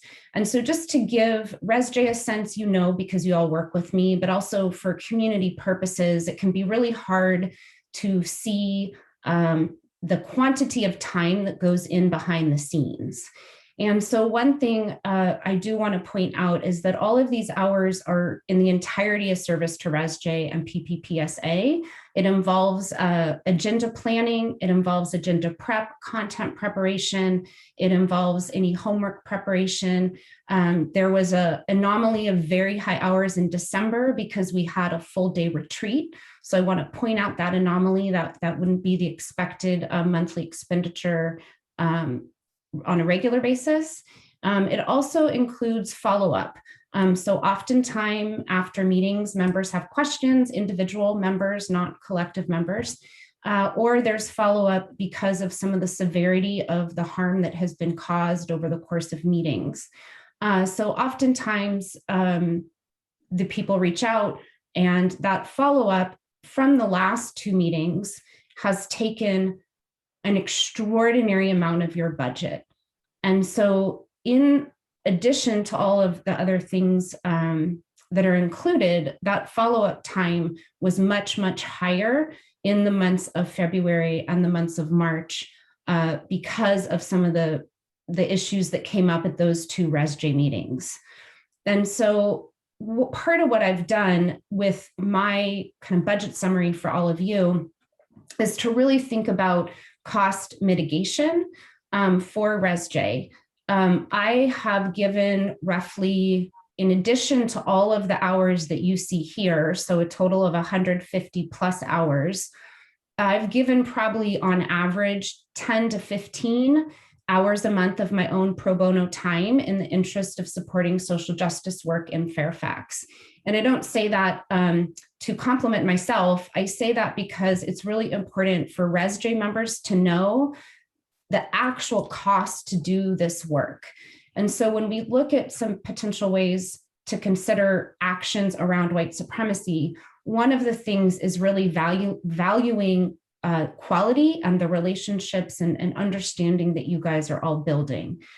But the flip side of that, in full transparency, an incredibly large portion of your budget is going to resolving the harm and white supremacist behaviors and harm that have been caused at ResJ meetings. And so a lot of my recommendations came out of thinking about, if we're spending individual hours, that adds up very quickly. And I am not trying to add hours at all. If anything, I work actively to reduce hours so that we can ensure this work has a lasting impact and lasting effect over time. And so some of the structures I recommended, while they're also anti-racist, they're also cost mitigation structures. So one example, because I don't want to take too much time here, is that if we have an affinity group for people to come together to do some of their learning, and we need to make decisions about how I offer that time. So I'll table how I'm going to do that, just talk about the content. And I have 3 or 4 people come together for an hour and a half to learn and dialogue together. That's a much more efficient use of my time, not because I mind offering my own time, but simply because it won't be sustainable for all of you long term. So my recommendations are also included and purposeful to create systems and structures within ResJ that can be held by all of you and don't require my services or any other facilitator services, because long term, that's yet to be determined if that's sustainable. And so you'll see my cost mitigation recommendations. So specifically to engage in in-depth learning outside of ResJ time. And this is to intentionally spend the time that you're together in a ResJ meeting, focusing on anti-racism and social justice in Fairfax, and to remove the quantity of time on learning and, quite frankly, the harm and some of the white supremacist behaviors that have been happening, to move that into an alternative time that would keep you focused on your goal. My recommendation would be to hold affinity groups and offer a circle wave dialogue. Training and books are great, but podcasts, books, training, they're not enough to do this work. We need to be living in community together, and we need to be dialoguing about all of the issues that are coming up. And so I want to encourage us to lean into that as well. Just for you to know, I've reached out to my colleagues around the Bay Area. I've also reached out to Surge to look at other resources that we can bring to bear to this work so that we can ensure your budget is being used efficiently, and we can also ensure that the work is sustainable. Another recommendation is that when you have more retreats, we work on a flat fee rate, and that I can consider, depending on the rest of the work, that I reduce my typical costs to ensure, again, that your budget and you have sustainability for ResJ. So rather than charging hourly, that would be my recommendation. And my third recommendation is that I continue, funny recommendation for me to make about myself, but that I continue to offer pro bono hours to the ResJ. And one thing that came up in the budget summary is, I'm a community member. I want to just support the work, and this work is my life's passion and my life's purpose. And so I have not been very good about calculating pro bono hours. My estimate is 10 to 15 plus or minus given the month. But I think it's an important calculation when you're looking at longevity and sustainability of ResJ. So I encourage you to consider some of the cost mitigation strategies. I'm open to more, but I also really, really deeply urge you to consider where the time and therefore the money is going for some of the challenges that we've seen, because what it does is perpetuate the very thing that you're trying to interrupt by expending your budget on things that aren't working towards the purpose of ResJ. So I am going to step back from the budget conversation because it will involve some information about me and some general information, and I don't want to have a conflict of interest there. So I'm going to hand it over to Bruce. If you'll lead us in this discussion, and then when you're all finished, you can hand it back to me. And Anne, if you can bring us back together.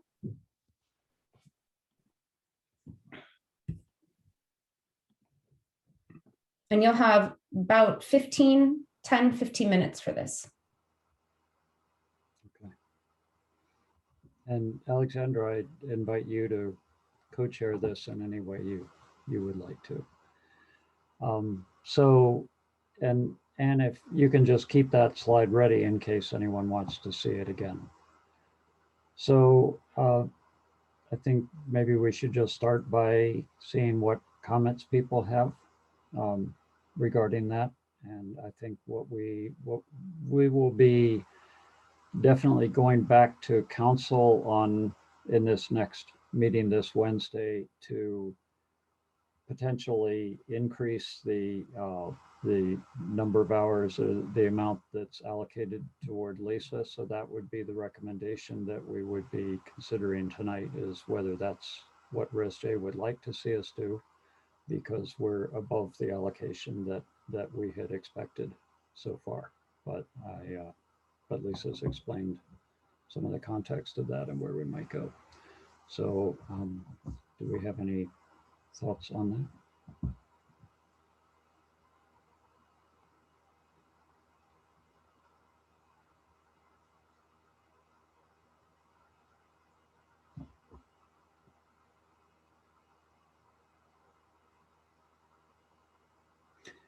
Veronica? Thanks for the thorough report, Lisa, who's not really in the conversation.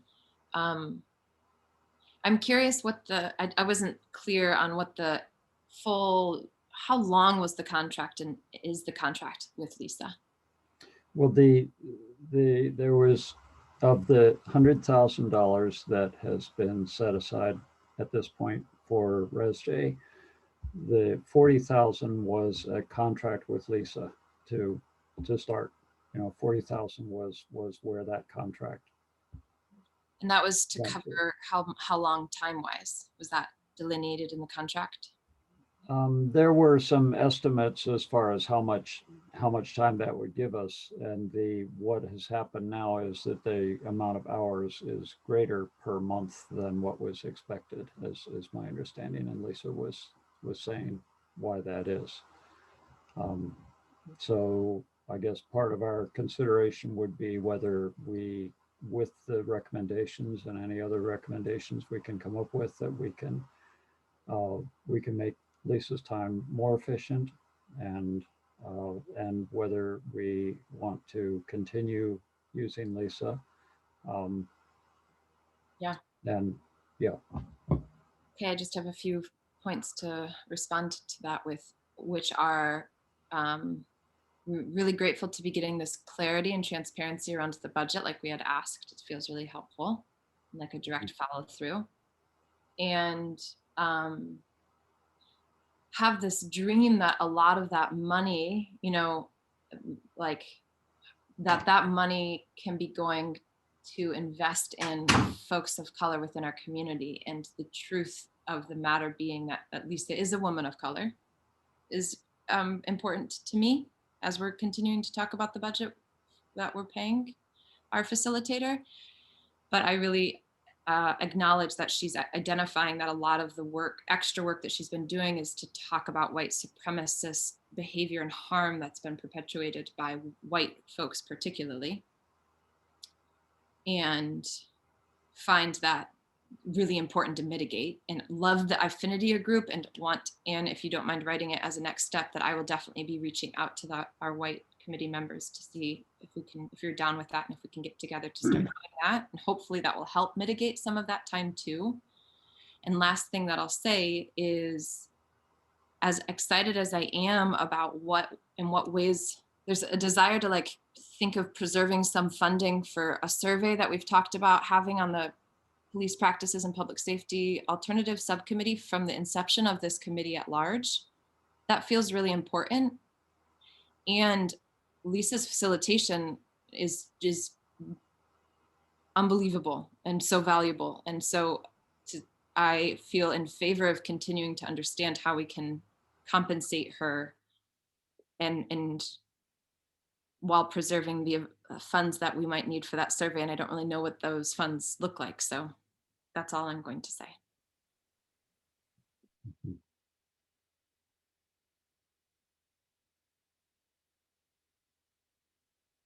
Lisa? Yeah, thank you for the budget. I'm wondering if, I know we've talked about this before, but if maybe you could review what the plan was for Lisa's participation, like how was that going to work over time? And what was the plan for, I mean, I'm hearing that some of it was possibly going to go to a survey. What was the plan for the other amount of money?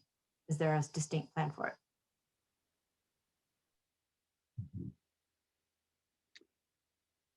Well, since Lisa has stepped back from this discussion, I can try to put some sort of answer out, but this is just from me, what I understand to part of that question.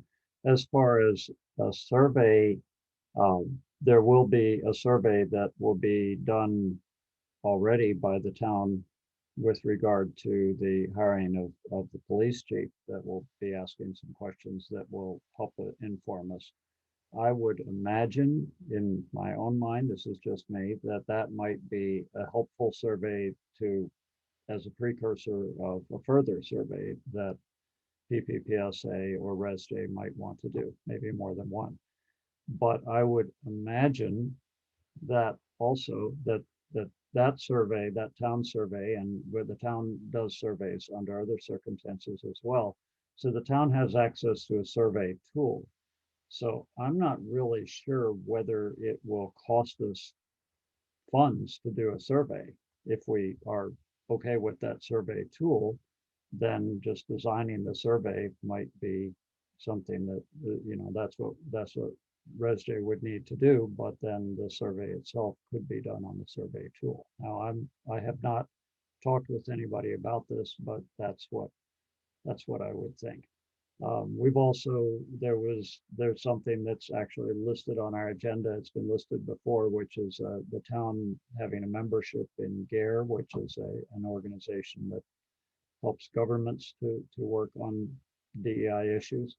And Garrett has indicated that if the town were to join GARE, it wouldn't be out of the ResJ funds. So we also don't need to consider that in terms of our budget. So those are two specific things I know of. I don't know anything else that I can say about what we would do in the future with our budget. So can I ask another question, sir? Yeah. Okay.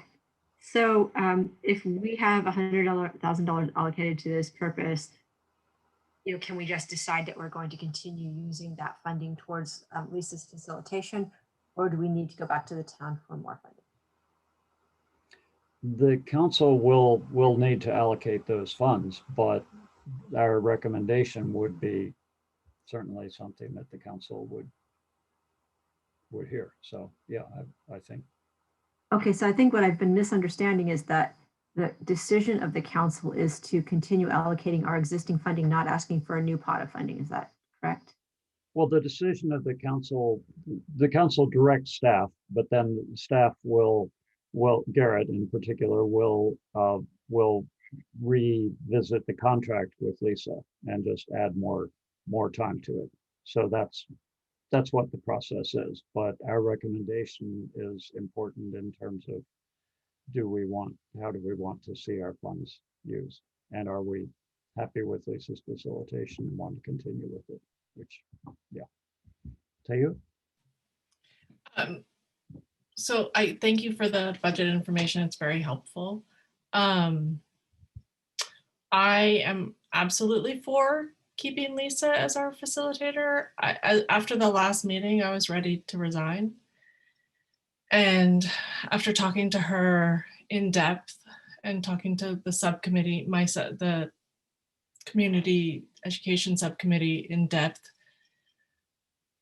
we need facilitation. And this meeting, if every meeting had been like this, it would have been blissful. And we probably could have gotten a lot of work done. And this is all Lisa, the way we're running today. So I am all for continuing our work with Lisa. So that's just my 2 cents.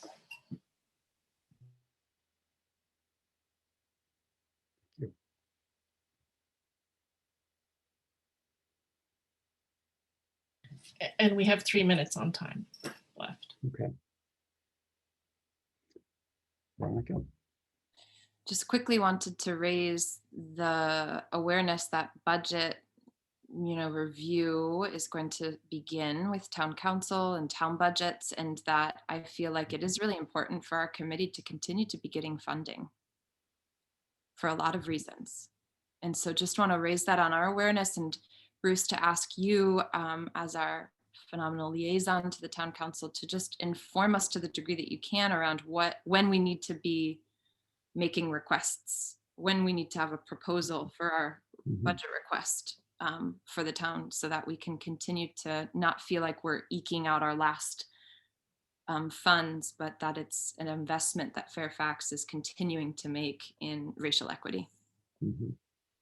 Yeah, I appreciate that. Yeah.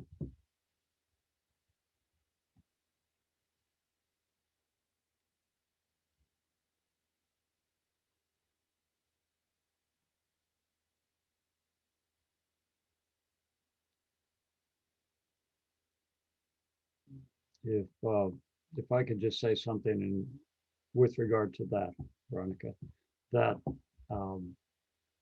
we had a discussion in an earlier meeting,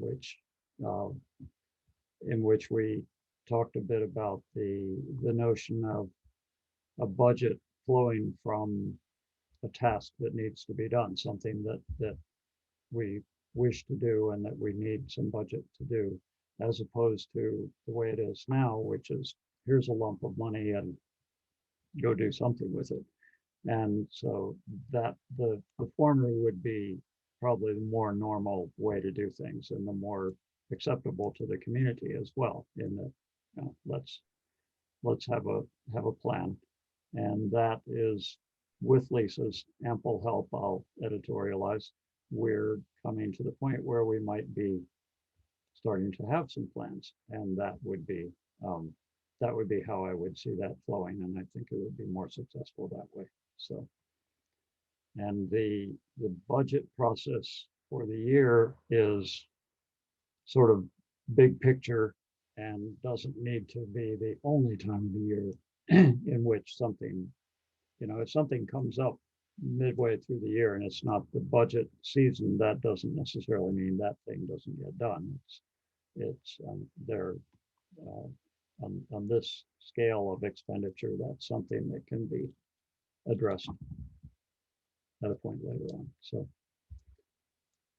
I would encourage us, in other words, to just go forward and do the work we're doing to figure out where we want to go and what recommendations we want to do, and as things come up, we can discuss them with council at that time.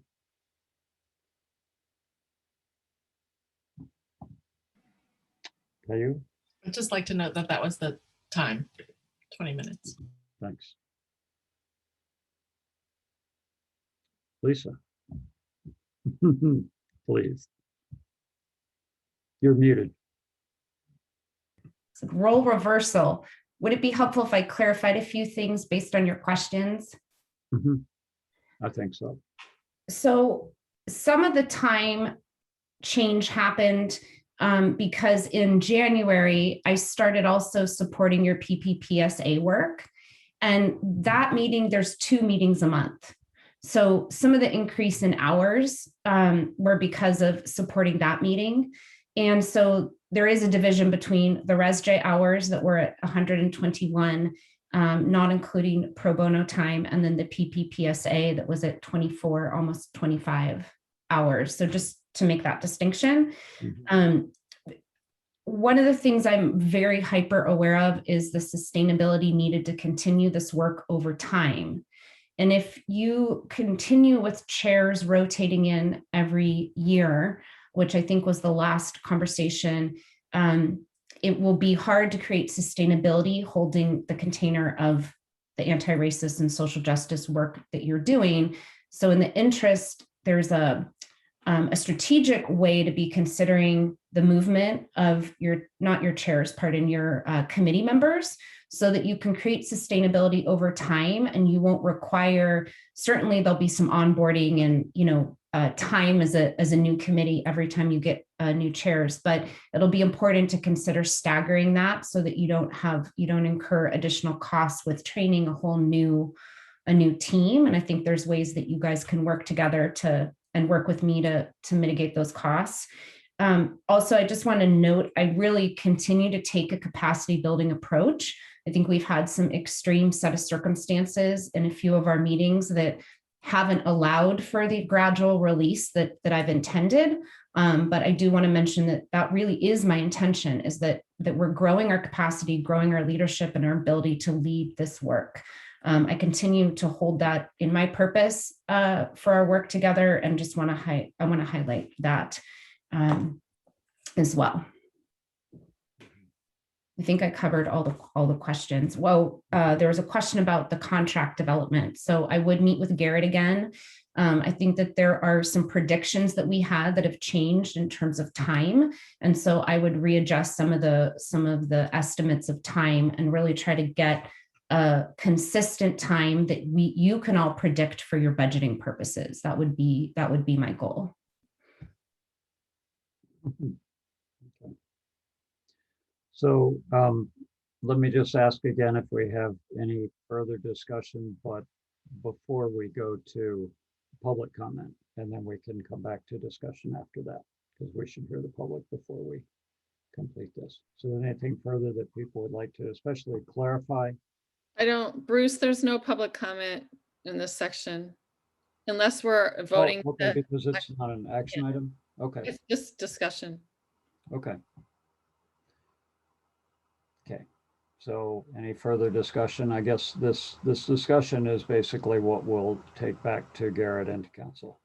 So just to summarize, as Lisa says, we're looking as chairs to use a little bit more of the chair muscle and actually try to help summarize and see where we seem to think the discussion is going. But this is really, the summary is really a question for the group. It's really, am I hearing this right, that in this summary? But what I'm hearing is strong support for Lisa continuing to facilitate, and that would be what we would go back with. And I haven't heard a lot of specifics, but I'm thinking that we've all heard the recommendations that Lisa has made with regard to how to mitigate the costs.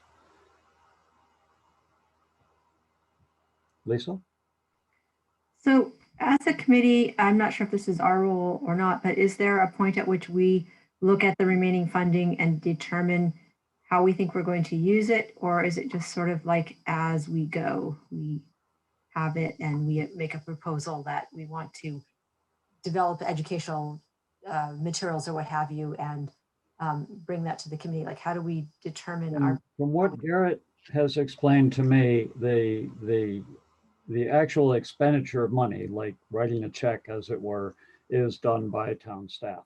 So we would come to a request with him to please do such and such for us. But if it's coming out of the budget that's been allocated for us, then it would be a committee decision to do that.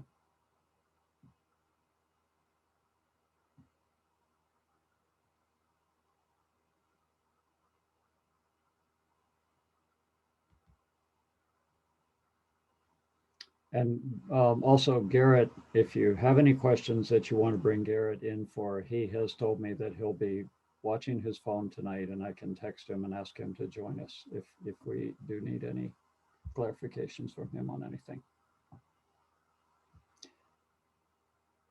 So is there any further discussion on this, or do we have that consensus? Did I summarize that correctly? We've got to go back to, all right. Thank you. Lisa, would you like to step back into the role? Yes, and she's back. All right. So we're going to go on to item F. And just as a time check, we're at 9 o'clock and we've allocated, so this was one of the debates in our planning session, is that we need ample time for committees to report out and also ample time for Q&A. So we've allocated 5 minutes for a report out maximum and 5 Q&A maximum. And we have 4 subcommittees, so approximately 40 minutes. Certainly your choices in dialogue or debate will determine the timeline. And then we have item G left for 20 minutes, the police chief selection.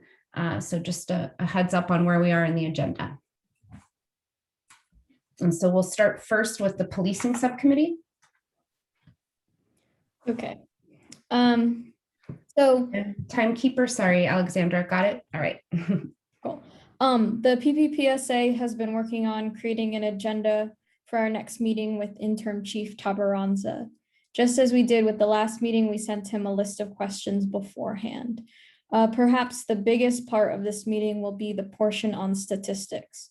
We have received a set of statistics from a local organization, as well as heard the statistics read off by Councilwoman Kohler at the last town council meeting.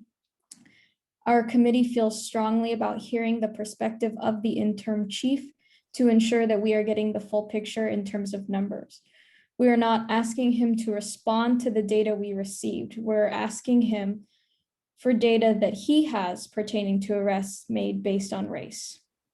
It is important that we get as much information as possible in order to inform our work. Additionally, I feel it is important to note that our meeting with the interim chief is in no way an interview or being used to determine if he is qualified to be the chief. That's the job of the town council. This is a discussion that we would be having with the chief of police.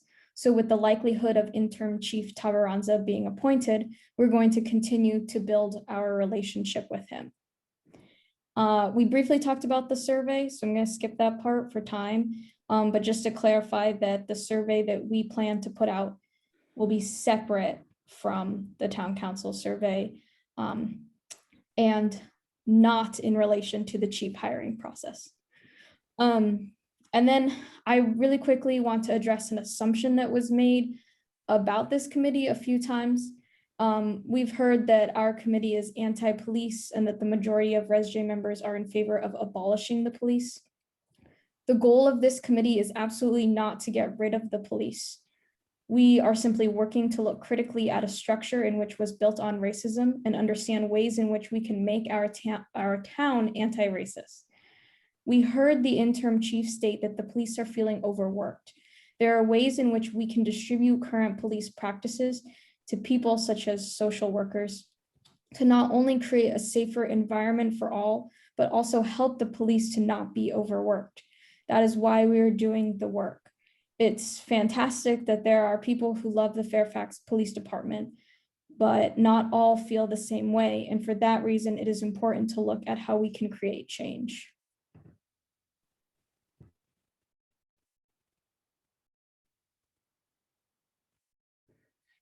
All right, thank you for that, Alexandra. Any questions? And if you can start our questions at 5 minutes.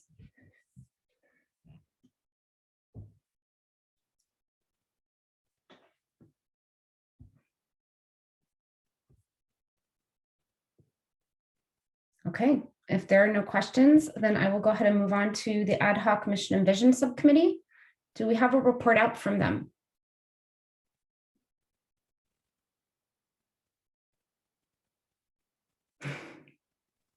No report out? Veronica? Sure. The report out that I'll give, we met yesterday as a ResJ on a special meeting, and so all of us were invited. Some of you were unable to attend it, understandably. So I'll just kind of recap on that as a member of the Mission and Vision Subcommittee, and feel free, I won't take up the full 5 minutes. So for those of you who were there yesterday, to chime in. But we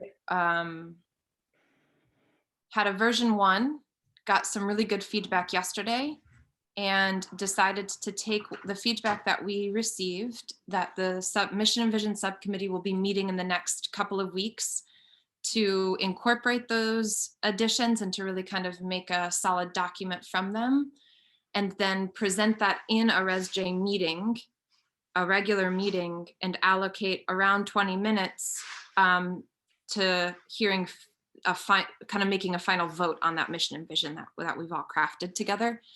And another thing to be clear on is that we will send that version 2.0 out a week ahead of time, just like with the agenda, to send it out a week in advance so that you all, we thought it would be very helpful and more efficient for our ResJ meeting time that we're using to confirm or vote on it, that you can then have the document to make your own edits if there's more and you weren't able to make them, like print it out on your own or have it on your computer on your own, so that when we're having those 20 minutes, we can be as concise as possible with each other. Feel free to chime in and let me know if there are any questions.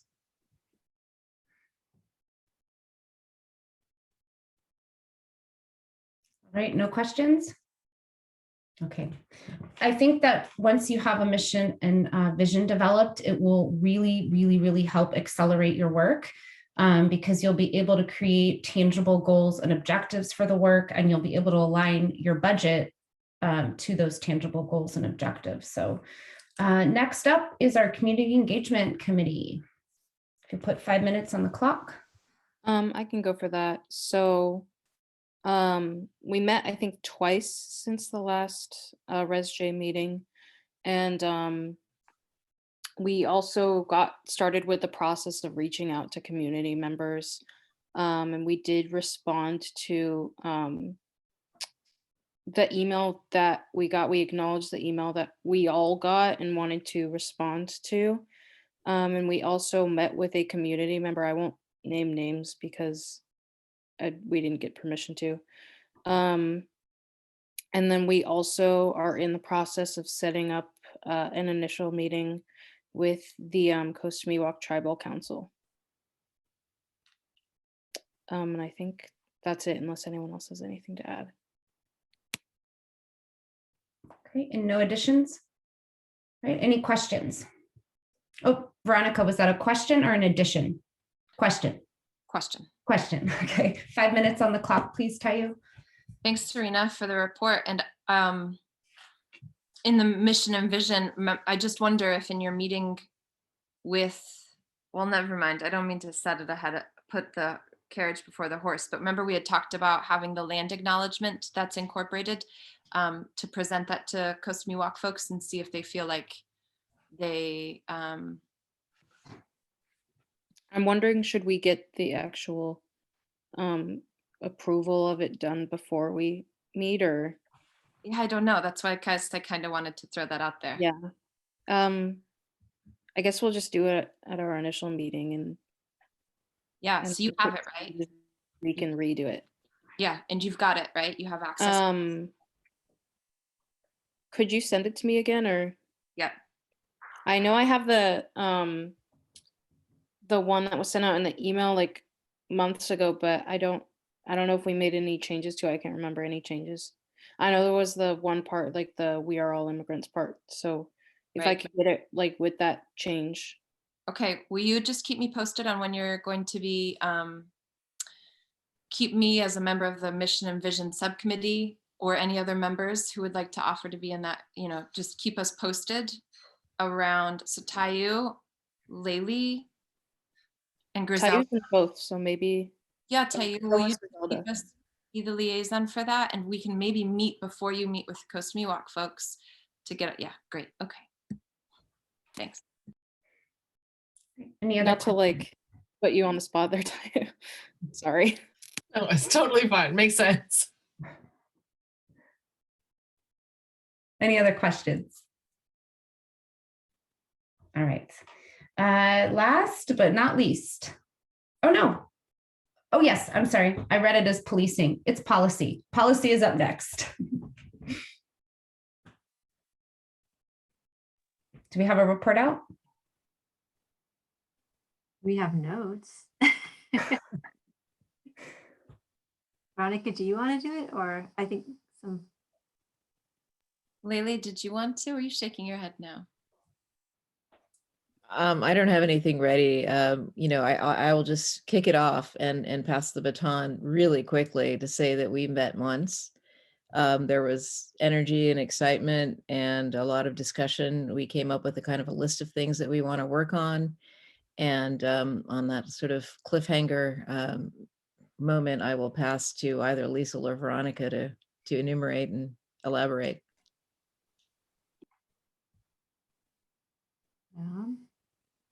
We talked about areas of focus, which included housing, small business, and town policy. And we discussed looking at our town contracting processes. We discussed maybe whether or not there should be equity training for all town staff and committees. And really like explored a little bit about how do each of the town committees, what do they have to contribute towards racial equity? So really starting to talk about, who should we reach out to, who should we talk to, and how should we think about this idea of racial justice, racial equity and social justice touching every aspect of town work. We discussed a couple of possible ordinances, which would be an anti-hate crime ordinance, a Black Lives Matter ordinance, possibly a resolution around Golden Gate Village. Let's see. And I don't know, Veronica, do you want to do some of this? Doing great, Lisa. The only thing that I haven't heard you mention that we spoke a lot about was addressing as soon as possible the redlining language. There's a different phrase that's better for that I'm forgetting right now. It's racial covenants. The racial covenants language, which within the housing deeds and throughout the town, and trying to understand. Stephanie was going to be connecting with the town attorney to understand, like, how do we find out whose deeds have that language that is still there, and what do the steps look like for us to begin? What could we begin doing to address that? Right, and I think so. Then we saw that as like a immediately addressable goal that, though in some ways seems symbolic, it actually is achievable, and it would be just the start of other work that we would do. But it also makes a difference, I think, a big difference in terms of how people feel welcome or not welcome if they wish to become homeowners in this town. I think we also talked about finding out more about our Chamber of Commerce and how maybe they work with supporting BIPOC businesses in town. We also talked about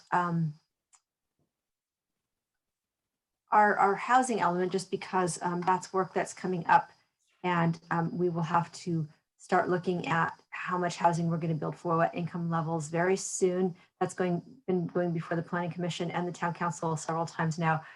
They'll be hiring a consultant to do community outreach, and an important part of that work is this time around, there's a law called AB 686 that requires that we affirmatively further fair housing by doing basically an assessment of how our housing policies do or do not further the goal of, I think, anti-segregation and fair housing. So we just think it would be important for our group to liaise with the Affordable Housing Committee, the Planning Commission, and whoever else is working on that to really continue to put the lens of racial equity on that particular process.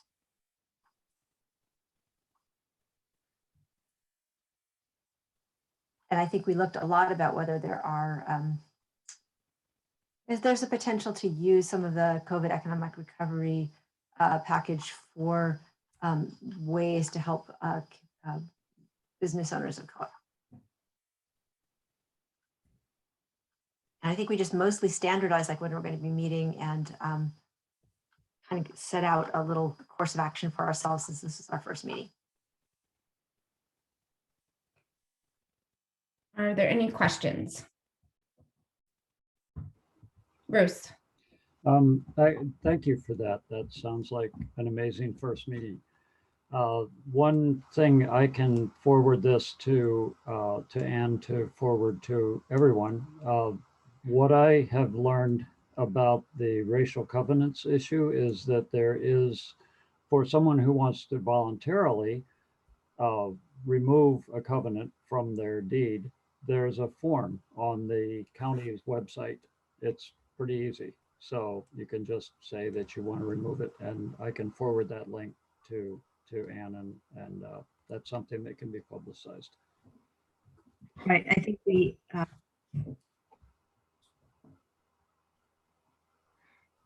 we're excited about this, and Lisa, you're freezing, cutting in and cutting out. oh, am I back yet? Or we're back? Yeah. I think that one of the things that we talked about with that in particular is just that I think in most towns and cities don't make use of it much just because people don't know about it. So really publicizing it as something that we could do together as a town to bring people together could be really good. Basically, they do not, because it's a state issue, and the state would have to decide to actually totally remove that wording from people's deeds. Basically what they do is they strike it out and they like lay that over the original deed, which sounds funky, but at least it's a statement that we as a town don't feel good about this wording. And so that seemed to me like something we could possibly do. I think the one thing we wanted to know is that how many people in Fairfax have that. I know there's a lot of people in the Valley, but I have no idea in Fairfax. And people may not know they have it. But yeah, I think that's a good point. Other questions? Tayu. Oh, well, just not a question, but a statement, but unincorporated Fairfax does, because my Oak Manor has it. So I technically can't own my house.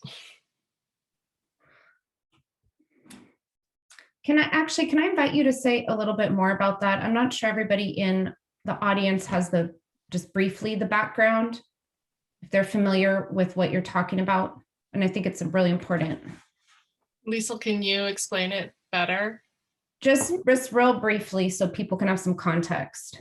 Right. A lot of deeds around the state of California will have language in them that say things like the house cannot be sold to any person who is not of the Caucasian race. It often specifies you can't sell it to Jews, Orientals, et cetera, unless they can't have the house, or they can't be there unless they're servants, basically, is the sort of language that's on there.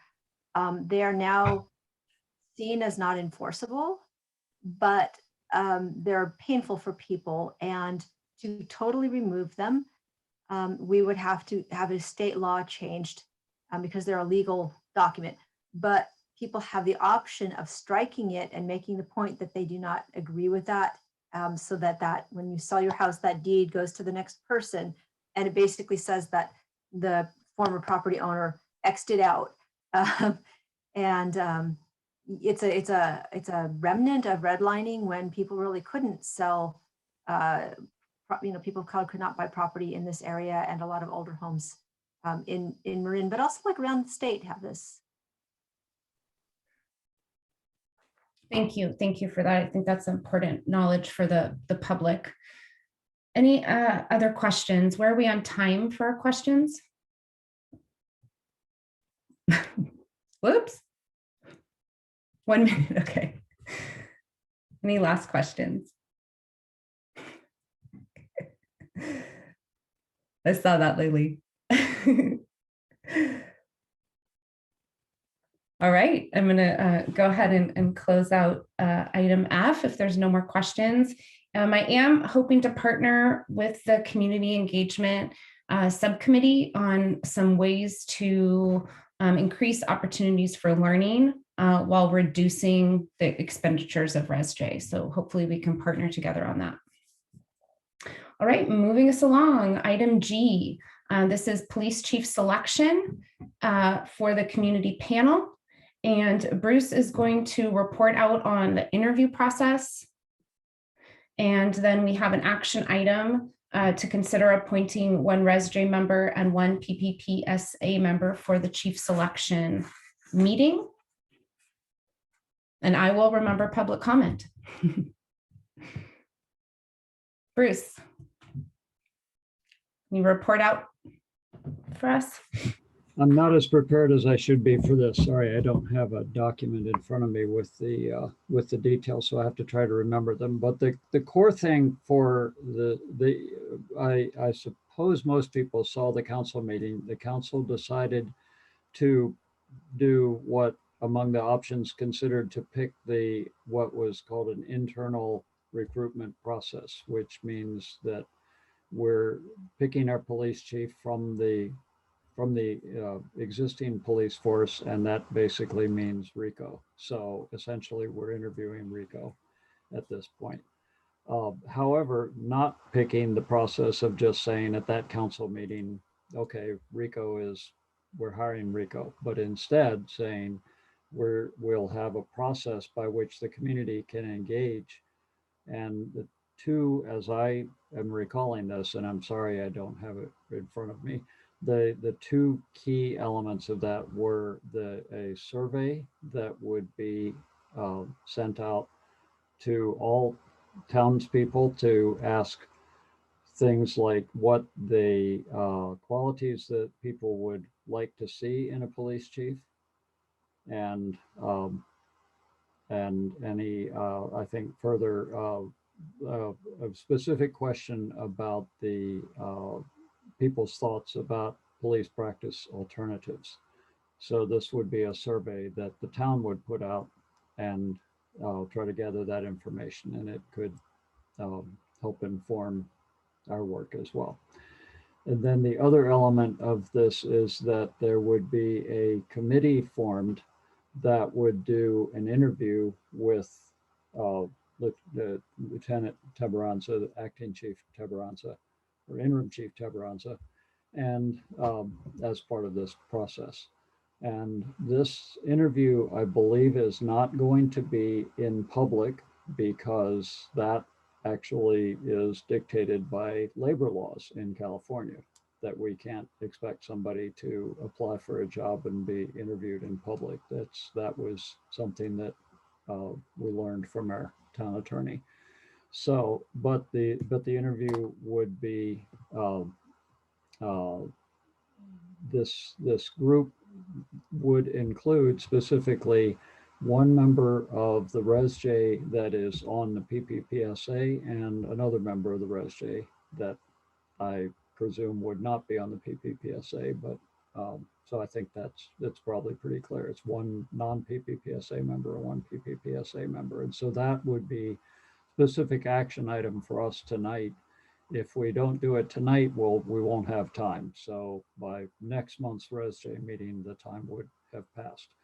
There are other people that will be on that committee, including from the Chamber of Commerce and others, and that includes, I believe, two members at large. And so there's an application, I believe, already up on the town website for at-large members. And there'll be a process that's basically vetting them and then choosing by a lottery to choose those at-large members. But that's not before us tonight.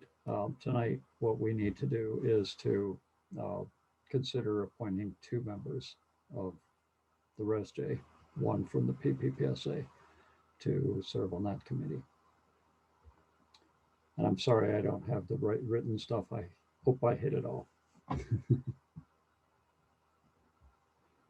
And again, I could call Garrett if you needed to ask him to.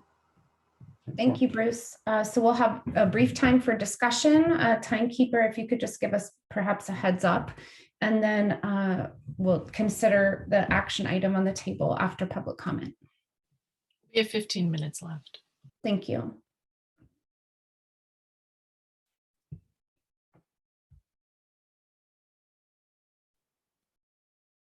What are your thoughts on this item?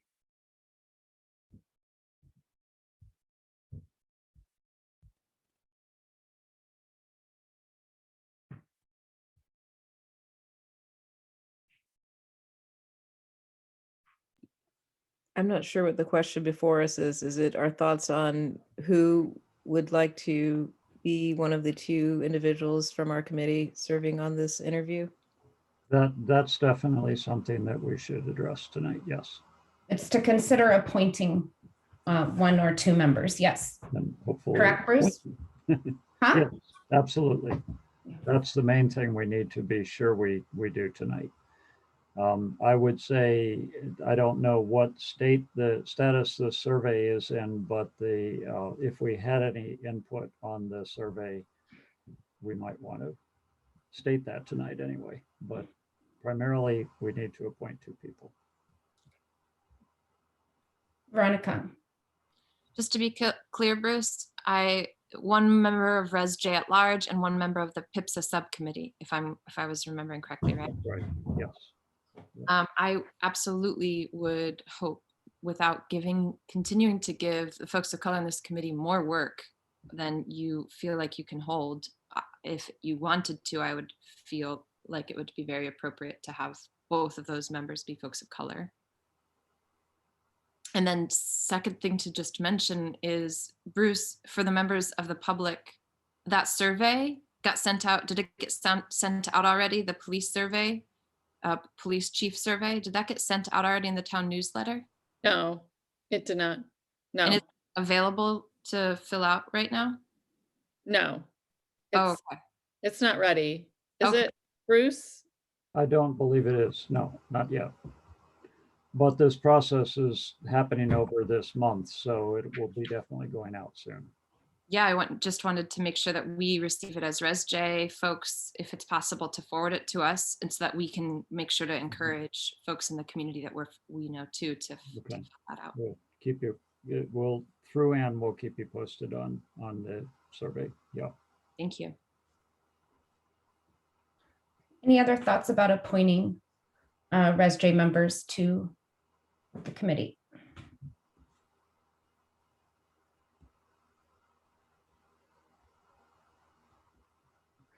So you do have an action item before you. Do you feel like you need more discussion time? Or can I go ahead and open it up to public comment, and then we'll just go ahead, Tayu. So I just have a question for this committee. So this is the panel that would be the hiring panel, right? Yes. Okay. So just logistic questions is about how long would the time requirement be, and when would those meetings be? It would be one interview session, I understand, but there's a process by which, and I think I probably missed it. There's also an input that Res J can make, but there's a process. I'm really sorry that I don't have the details in front of me. I wasn't prepared for this.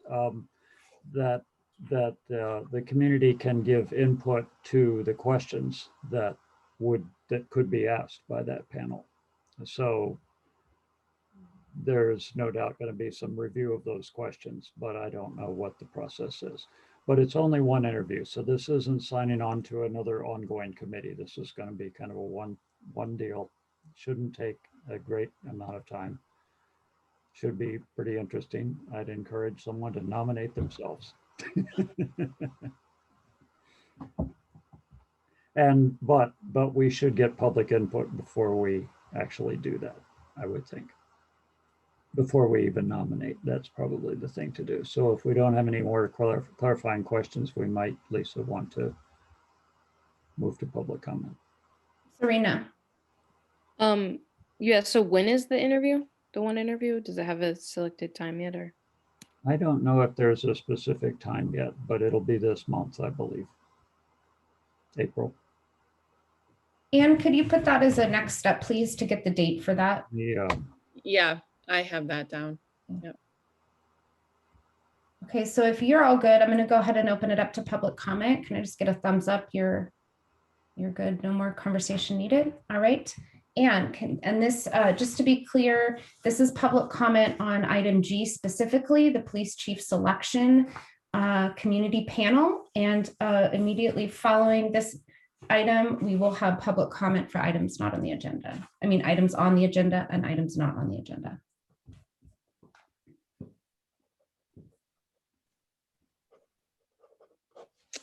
Okay, Daria is up, and Daria, you have 3 minutes.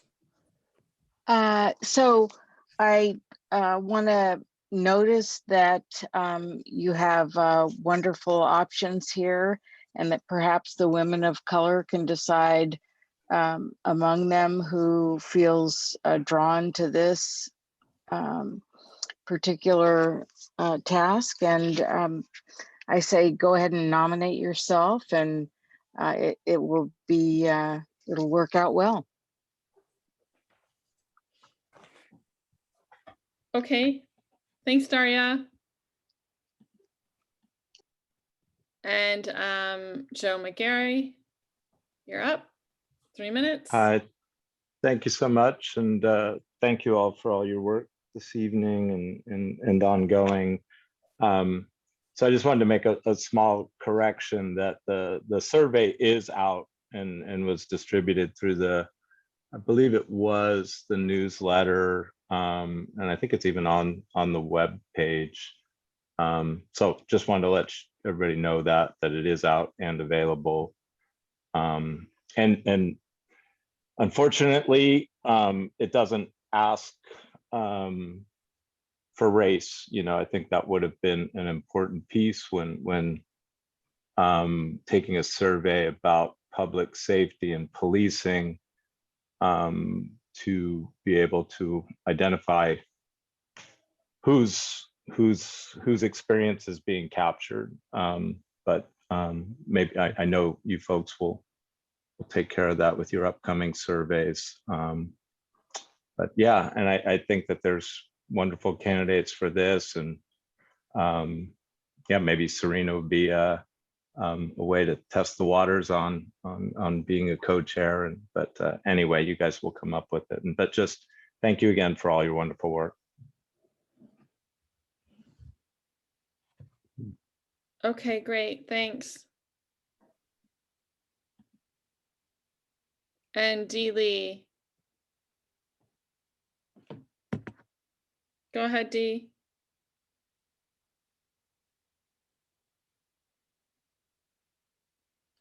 You can unmute yourself.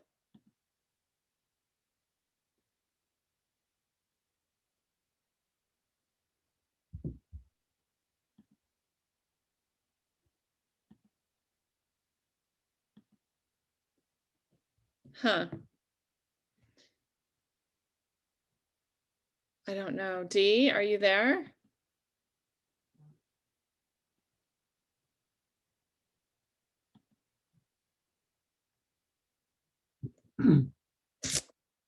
Okay, I am having a hard time.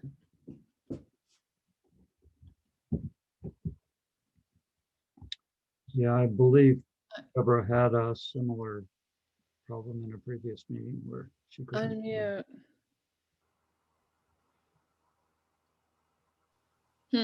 Finally found you. Oh, I okay. had tab covering every one of your faces. Sorry about that. Okay, sorry. Okay, so I am speaking on the police chief G business, I guess. As Joe mentioned, the survey is out, and he asked if there was, he said that there was no question as to, you know, your race in answering these questions. I also have noticed that there's no question as to whether you're a resident of Fairfax, which I think there ought to be. I have some things to say, some positive things to say about some other things, but I'll leave that for open time. But I think we're really, really fortunate to have Rico Tabaranza as our, hopefully, next police chief. And I know our whole police force has been doing a wonderful job through, especially this past year, of the fallout from the events that have happened nationally, and trying to, you know, temper their reaction to what in the past might not have been, you know, agitation from outsiders allowed in Fairfax. I think they've done a remarkable job. I think they do a remarkable job. If you committees get two people on this this interview committee, you're going to be heavily weighed in favor in resolve and attitude against any other members of the public or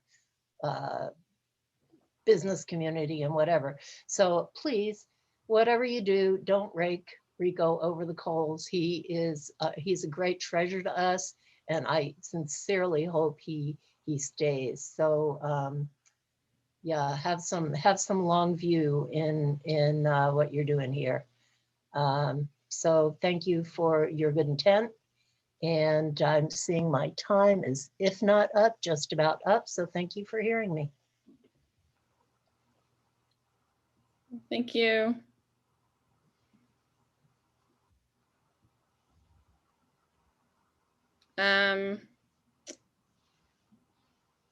Okay. And let me just say that we're not done with public comment, but and so you can prepare Garrett. I did text Garrett and he's Bruce, can we wait please till we're done with public comment, and then we'll Yes. have an opportunity for members to comment. Yeah, I'm just giving Anna a heads up. Okay, I see Garrett, so I'm going to allow Garrett to talk. For public comment, yeah. Hi, Garrett. And Bruce, do you mind muting your mic?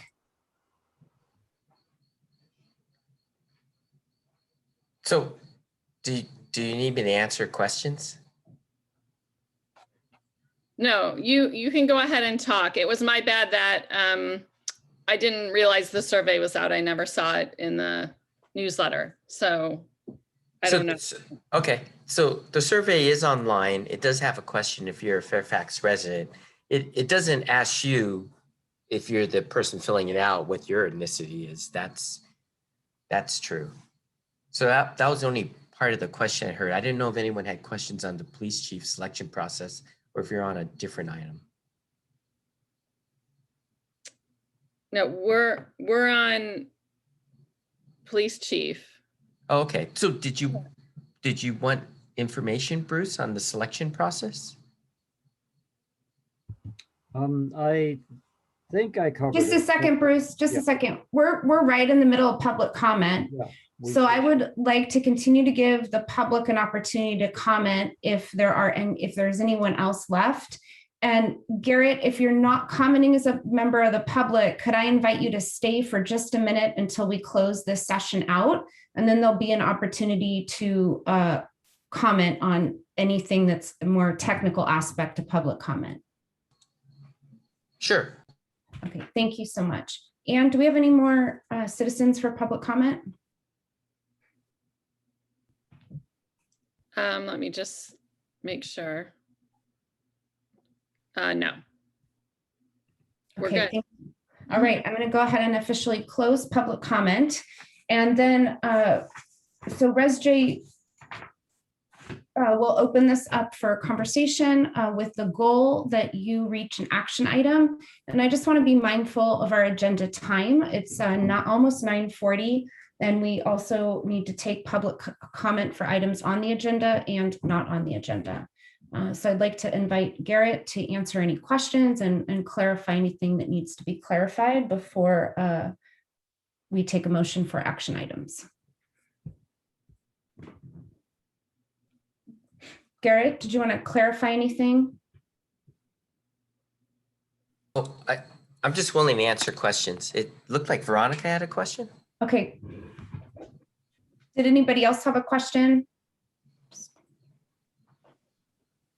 Okay, Veronica. My first question was to just lift up Tayu's question. If you have more information, Garrett, around how much time you envision the community panel requiring folks to be committing to. And then I have one more thing to ask after that. Oh, you mean for the actual interview, how much time? Is that the question? I don't anticipate the interview would take more than an hour. So 60 minutes really of interview and maybe 15 minutes before of a briefing and maybe 15 minutes to a half an hour afterwards. So let's call it an hour and a half commitment. Veronica?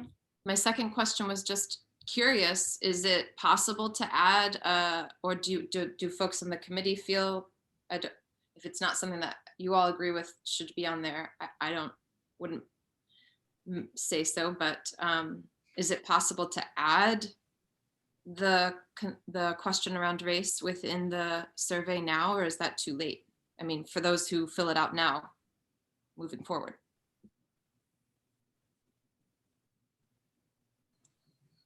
Was that a question to me or to the committee?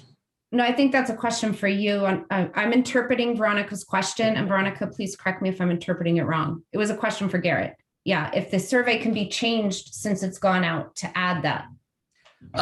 Sure, we could add it. All it would matter, the only thing would be it'd be incomplete for everyone who's filled it out already.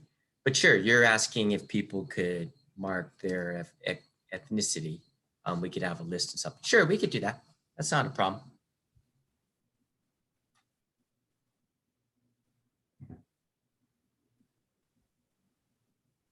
Thanks, Garrett.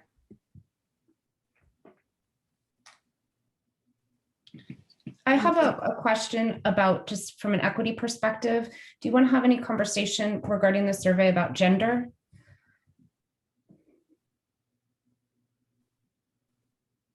Oh, we could add that too.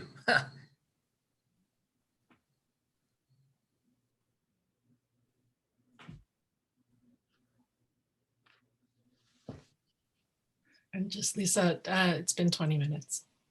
Thank you. Okay, or do committee members feel it? Serena? I don't know if we're still on the topic of the survey, but it's not about that. But I guess if I could nominate myself to be the non-PPPSA member who does the interview, I think the only problem is, like, maybe if it's me, there should be a backup since there's not a clear time yet.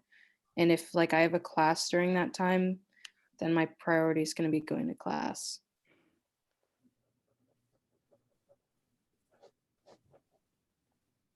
Okay, your nomination for Serena. With a backup plan. Yeah, with the backup plan. Any other thoughts about how to move forward? Alexandra? Yeah, so I just wanted to say that in terms of the PPPSA, at the moment, since we're still working to get Sophia on board, it would, and because Bruce is eliminated because of his council position, I believe, that would leave myself and Veronica. I feel like Veronica would be super qualified to serve on that panel. And then just because I feel like I have already taken up a lot of space and I don't want to overdo anything. And I mean, I would be willing to also be Serena's backup if needed, just because we've already discussed that Tayu and Griselda are rather busy. Otherwise, I would nominate them, but I don't want to put them in that position. So I don't know how you all feel about that, but I would feel very comfortable having Veronica represent the PPPSA.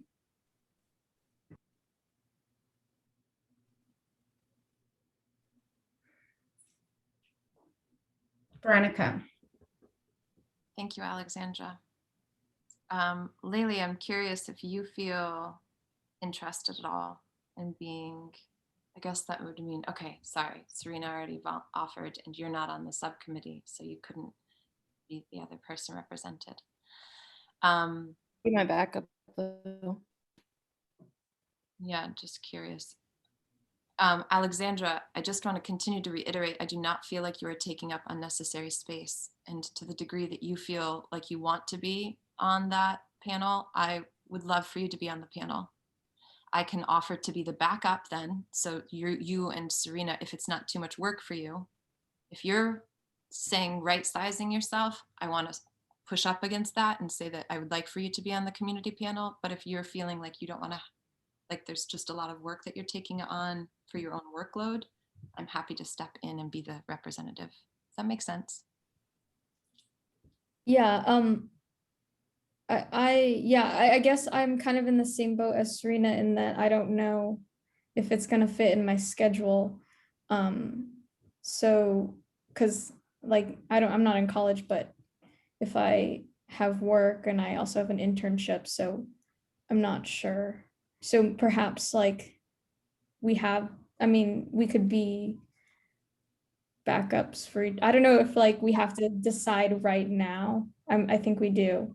So whatever everybody else wants to weigh in, that might be helpful. And you and Serena are the, if possible and schedule wise, it can work for both of you. And if not, I will be the backup for one of you. Does that make sense?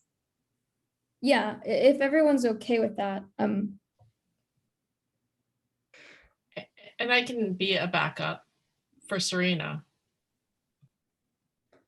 Okay, so I see that Alexandra, Serena have volunteered, and I forget who volunteered and who was chosen, pardon me, or who nominated, and that Tayu and Veronica have offered to be backup.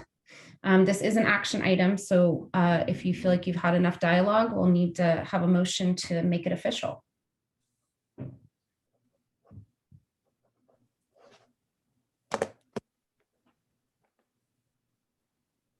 Tayu, will you sing for us? That can be our ResJ theme song. You know you're a bad singer when your children growing up beg you not to sing. I kept on going, just so y'all know. I'm very passionate about singing. So is there a motion? Would someone like to make a motion to move this action item forward? Zelda does. Okay. I'll make a motion for Serena and Alexandra to represent the ResJ and the PPPSA in the interview with Chief Tabaranza, and for Veronica and Tayu to be runner-ups. All right. Is there a second? I second. And roll call, Anne. Alexandra. Yes. Griselda. Yes. Laylee. Liesel. Yes. Serena. Yes. Tayu. Yes. Veronica. Yes. Bruce. Yes.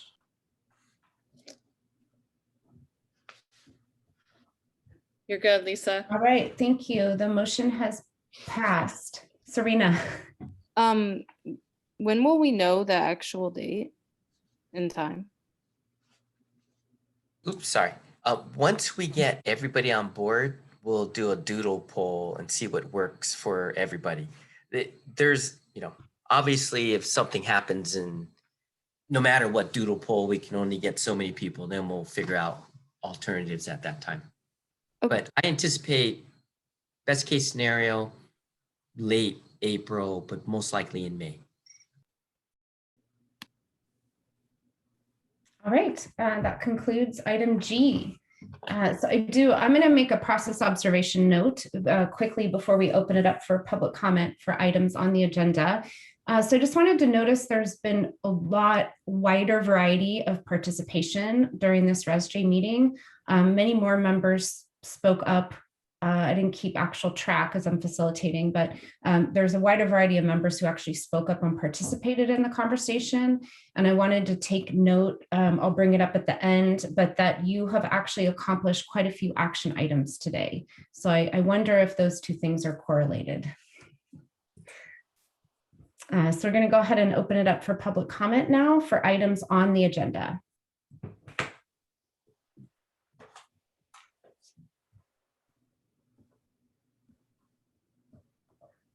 Okay, so Dee, Lee, go ahead. I found it really quickly this time. Thank you, Ann. Dee Lee Benson, resident of Fairfax. I want to speak to two items going backwards, the subcommittee reports. I think Liesel's suggestion and Bruce's giving up the information about a form to remove the redlining clause from your deed could be a really positive step in community conscious raising. Although redlining has been illegal, any of those clauses do not hold weight with the law anymore. It could be a really good consciousness raising effort, which would bring the whole community could bring the community together and not threaten anyone. I have one of those clauses in my deed. Next thing I want to talk about is the budget. So what I'm hearing is that we have a contract with Lisa for $40,000 that was approved by the town council. And at this point, I'm looking at 51,000 has been spent. That's 27% over the contract. And I'm wondering how that happened. Also, I am, in my recollection, having a consultant for this committee, which is the only committee and all of the committees in the Fairfax, volunteer committees in Fairfax, was that this was going to be a temporary thing. The consultant was going to teach the members of the committee to facilitate the meetings themselves. And hearing all of this positive response for this meeting 6 months down the road that is being held in a way that people are considering not leaving, as Tayu said. This seems like a long time to get this effect. And are we going to put more money after this? So those are my thoughts and my questions, because it's my money in part. So thank you. 1 minute. Thank you, Anne. And really, that's all I have to say. Thank you for hearing me. Okay, thank you. Next person is Ricky. Hi. So I want to preface my remarks by saying I've been a huge supporter of the formation of ResJ, and I was watching, in the early stages as it was being discussed to even be formed, and as people were being interviewed. And I openly admit that I have not been at a lot of your more recent meetings, and so I've definitely haven't been on top of it. I've been tracking and hearing things around town, but I haven't been at all of the meetings and have watched all of the dynamics. And I don't in any way challenge the pedigree or the usefulness and the necessity of the facilitator. But as a person who's run several businesses and nonprofits, at least just from what I've gleaned tonight, it's been a little bit curious to me of how the process has unfolded, where the town has contracted a facilitator, a contract was agreed on, a budget was agreed on, and it just would strike me that were things to shift, that the facilitator would be checking in with somebody from the town or whoever was sort of the person managing the facilitator, who in effect is a contractor, to say, hey, some things are happening now. There's some needs that we didn't anticipate when I first calculated this budget, estimated my hours. Some things have come up, more hours are needed. Am I authorized to do this? And so I just don't know how, how's this happened? Is the facilitator self-managing their entire experience, or I just don't know how it's going on. And so I'm not trying to challenge and say that the hours weren't put in, that they weren't needed, the facilitators that needed going further, but it's a little bit uncomfortable. And just to be honest, there's a lot of people in the public who've had a raised eyebrow at the minimum about the ResJ being formed and about the 100K that was granted. And so moving forwards, I think it will help more support from the community for ResJ if there's a little bit more clarity about how the budget's being formed, how decisions are being made. And, I'm not challenging to say the extra 11,000 shouldn't be paid, but if there's going to be additional things, I think that process should get a little tighter. So that's all I had to say on that. Thank you. Okay, thank you. And it looks like that is, John? John has his hand raised.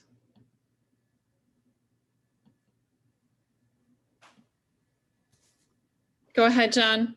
Thank you, Anne. Good evening again, members. John Romatis, resident of Fairfax. I'd like to discuss item E, So I would just say, I think Ms. Jimenez should re-review her numbers. I think she shortchanged herself based on those numbers. I think you're missing some hours. There's a few that didn't quite add up. And so it looks like that approximately OLAS performance is charging, plus or minus $345 an hour, just based on the information. That looks like if it's an hourly thing. And so in my experience as a previous business owner, hourly agreements are tricky. It's like a time and materials type of thing where it's not really the best use of funds. It's kind of like when you have a short-term goal and you can clearly identify a goal and meet those goals. And you say, look, I could most likely do that within this amount of time. That's how those work. I would recommend that if perhaps the committee members decided to maintain an agreement with OLAS performance, that they have explicit goals that are spelled out, and that meeting those goals or payment is contingent upon meeting those goals. And I don't want to get into micromanaging contracts, but it just makes sense.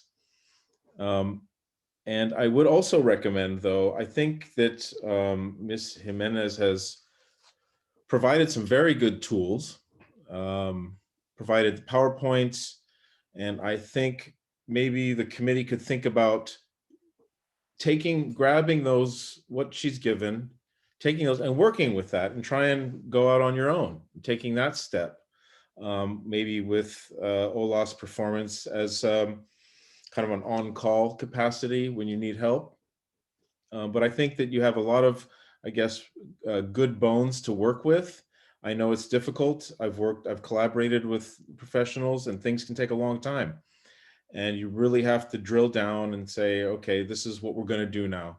And I encourage you to take that step and maybe wean off the facilitator.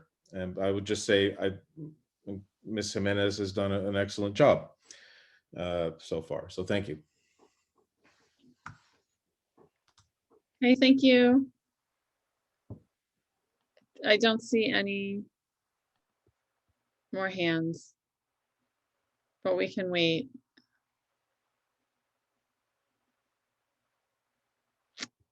Yeah, that's it.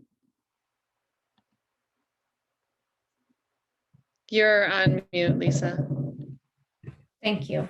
Thank you, members of the public. I'll officially close public comment for items on the agenda, and we will officially open public comment for items not on the agenda.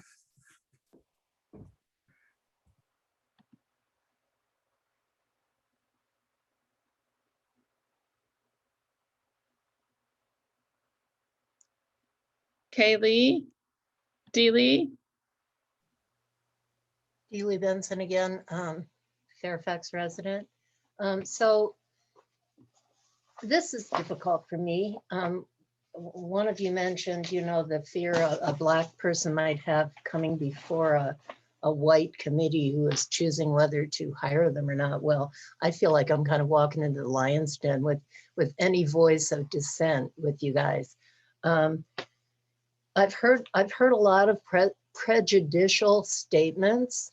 You're talking about choosing only, wanting more Black members. There are laws that provide against discriminating against people when you're hiring them based upon race or, color or religion or national origin. And so calling yourself racial equity and saying those kinds of things just kind of doesn't hit home for me.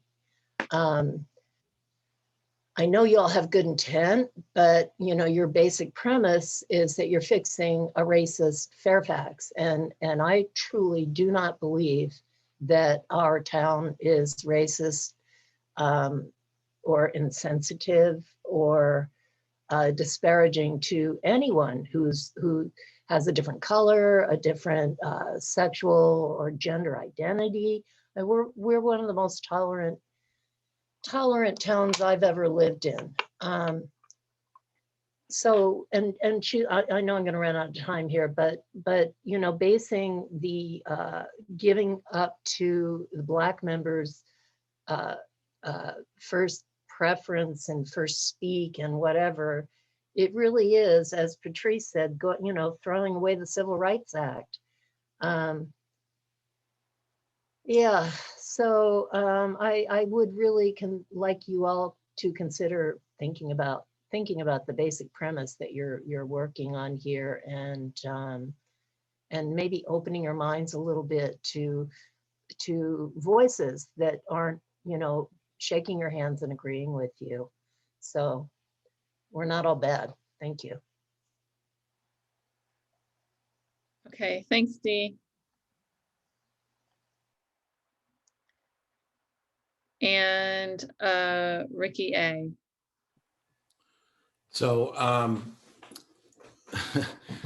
I'm speaking basically partially in response to the prior citizen who spoke, and there's a narrative that's been going around Fairfax, which is we're Fairfax, we're this great progressive lovey town, and we don't have a racist bone in our bodies. And you know, one of the reasons I have supported the Res J and why I've been so excited and had my mind open as I've heard so many people that started speaking at town council and speaking in the interviews and speaking at Res J and talking about their experiences. These were experiences that I was not personally aware of. And I heard the term microaggressions used a lot. And, you know, to hear that a mother and her 2 sons were harassed at Roy's Redwoods, and just all the things that I've learned in the last 6 months. And so what I've been trying to share with other people that I know in Fairfax and said, you know, Res J at its most core to me, it's about an opportunity to have new conversations, to have some new dialogue, to set some new perspectives come in. And it's really, it's not right for people to say, well, I don't understand your experience and I haven't had that experience, so that experience doesn't exist. I mean, it's just completely, you know, and so I don't know why there's been so much resistance. I mean, this is all about opportunity to listen. It's an opportunity to grow. It's the same thing with the street rename, and everyone's up in arms over that. And it's like, you know, if there's 4 people in this town that say this triggers me, this is traumatic, I don't want to raise my kid in a place with a conqueror from 1579's name on the street sign, take it away. We can find another name. It's the same kind of idea. So I don't know why people are taking things personally. It doesn't mean this whole thing about we're good people, we're bad people. That's not what the conversation is. What they're saying is people are having experiences where they work here, pass through here, stand on a bus corner, ride their bicycle. There's so many things that I've heard and learned. There have been many of you have been blown me away, and I grew up here and I had this experience and I'm like, wow, wow, wow, I had no idea. So I'm really saying this to the citizens of Fairfax, less than to all of you that know this far better than I. But the Res J has important work to do. There's an important purpose to it. And I would really just ask all my fellow townsfolk to just listen a little bit more and step back and don't be so defensive. Thank you. Okay, thank you. Willow. Go ahead, Willow. Hi, thanks. I'm just building on what the last person said.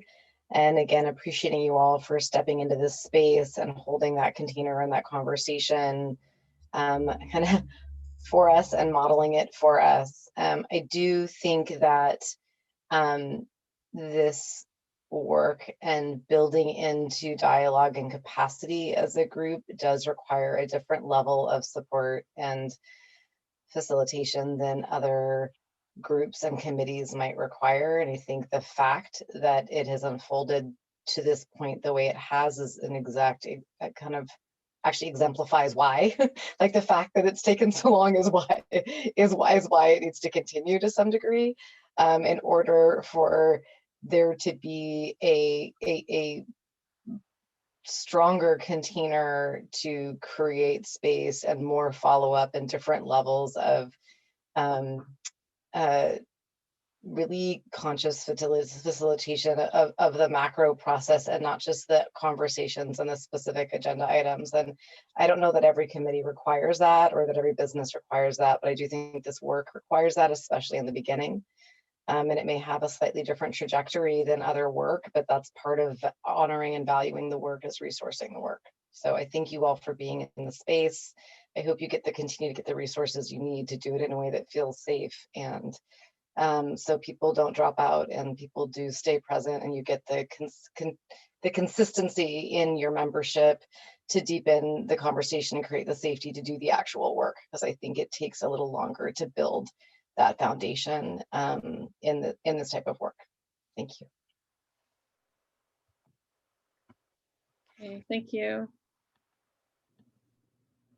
And John, go ahead, John. Hi again, committee members. Sorry, I will try and keep it short, but I do have some important things to say. John Romatis, I'm a resident of Fairfax. You know, so I think we need to distinguish, or I would encourage you to distinguish between generalizing, and I won't presume to think that you don't, but generalizing between, like, you know, the term, oh, Fairfax is a racist town, and people who are actually racist. You know, I grew up in San Francisco. I've had racial slurs thrown at me. You know, those are people. Those are the people.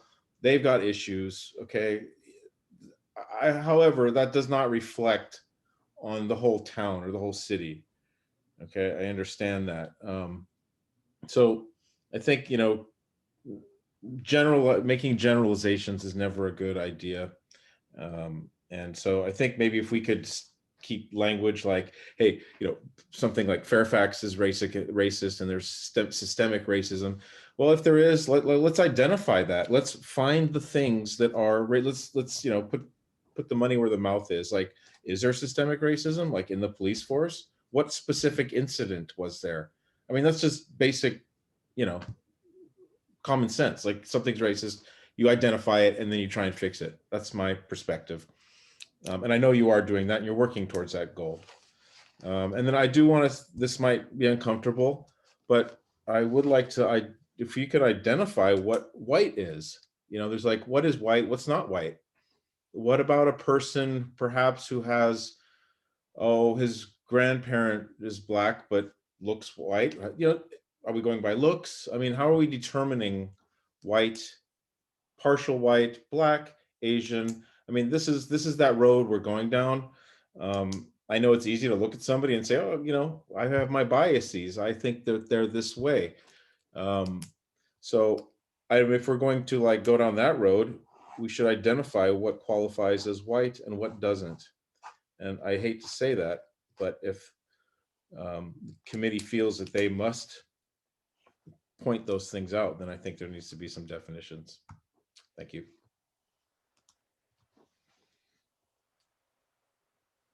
Okay, thank you.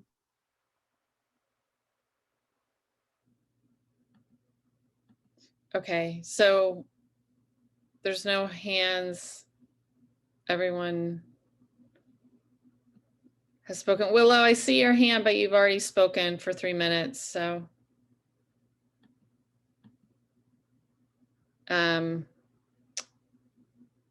Okay, I think that's it, Lisa.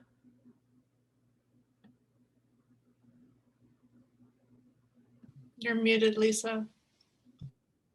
I've really been muting myself this meeting. I'm officially closed public comment, and that brings us to our next item J, which is the closing of our meeting.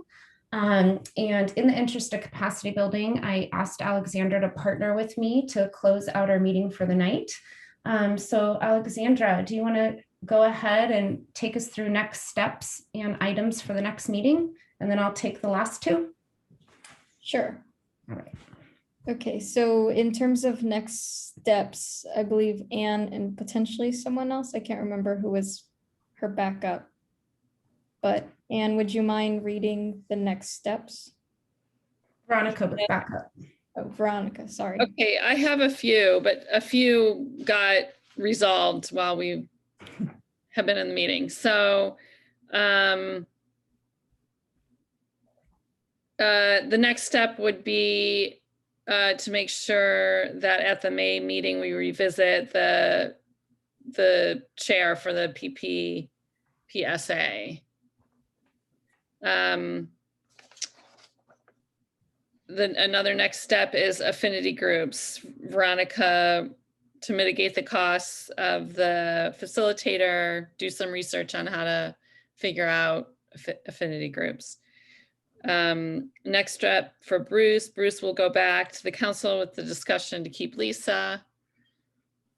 And then another next step is Bruce will forward me the racial covenants form. Correct, Bruce? Okay, and I will share with the rest of the ResJ. And then this is around the survey. The survey has been formed already. It's already been out to the public. I apologize for misspeaking on that. And then a date of the interview will be set. And Garrett already spoke to that. And that's it for next steps that I have. Veronica. There was a piece of Bruce returning to us with guidance on budget. You know, you kind of spoke a little bit to it too, Bruce, but I imagine there's more to be able to bring back to us to know what our next steps are in terms of how do we make sure that we're able to be operating still budget-wise moving forward as the town makes their decisions too, and just to keep that on our radar, please. Lisa. I just was wondering if next steps also that Garrett was going to add race and ethnicity and gender to the survey.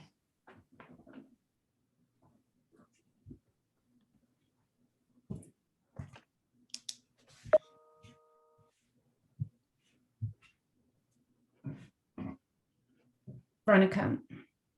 Just wanted to mention, I know that I thought that there was it only on the subcommittee, but after public comment that committee members have an opportunity to respond to public comment?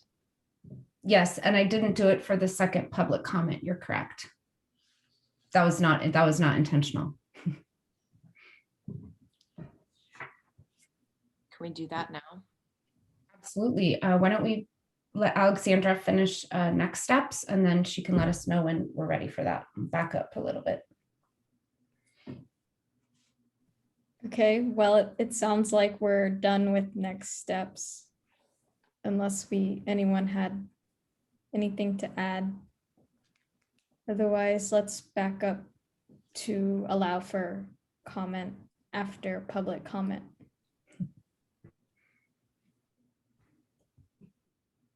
Thank you, Alexandra. So this comment part will be for public comment for items not on the agenda, the last few comments that were made.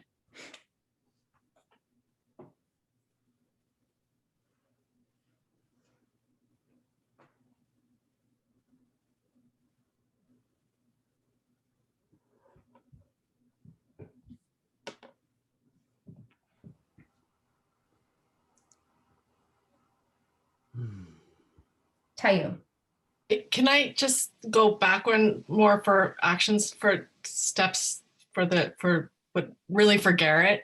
Can he also add non-binary and or gender part, for the gender part of the questionnaire, so that it's not just male, female? Yeah, the gender identity. So are there any comments for the comment on public comment? Serena. I think maybe something for her. I mean, I don't know if it's necessarily a comment on the public comments, but something for the subcommittee, the community engagement or education, and I can't remember what it's called right now. I'm sorry, I'm really tired. The one that I am on, people who are in it, you know who you are. I think something for us maybe to think about is kind of dispelling this rumor that people who speak out against the town of Fairfax, or not even the town of Fairfax, just like against racism in the local community, are not new to the community and have been here I mean, I've lived here my whole life. I don't think I would consider myself someone new to the community. Thank you. Other comments? Lisa, I'm not sure if you're raising your hand or not. I guess I am. Okay. I guess I've been concerned because some of these comments came up at the town council meeting where we discussed a little bit about the process of selecting the next ResJ members at last night's meeting and then tonight's meeting. And, you know, I think, at least for me, coming from my perspective as a white person, I'm not feeling like we're saying, I don't feel like anyone's saying that Fairfax is a racist town or that our town council is a bunch of white supremacists, or that I'm not sure I'm calling, you know, feeling like we're calling people racist. I think we're asking our town to become an anti-racist town and asking people to be mindful of the role of racial bias in their lives and the role of structural racism, and just being willing to explore that. And that to some extent, I sort of feel like people need to be thinking that having racial bias is a part of who probably all of us are. And, you know, being a racist is a, you know, it's kind of like that's a kind of a vocation, you know, you have to kind of really want to go there. Whereas all of us, I think, have racist thoughts. And I just feel like some people in town are really feeling like we're telling them that they are white supremacists and racists, and they're sort of reacting in this way because they feel really hurt by that. And I'm not sure that's quite the message that we were trying to give. Thank you, Lisa. Other comments? Griselda.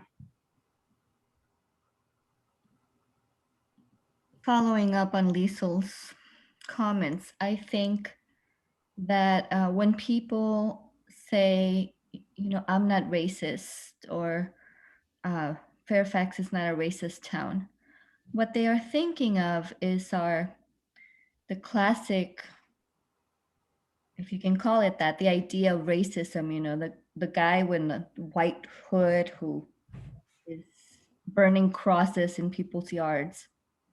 There's none of that here.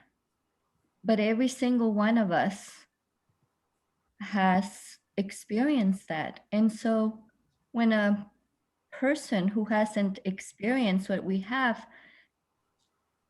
in our lives in Fairfax says, I have never experienced it, of course you haven't, because you are not us. I have never experienced being white. I don't know what it feels like to not be judged.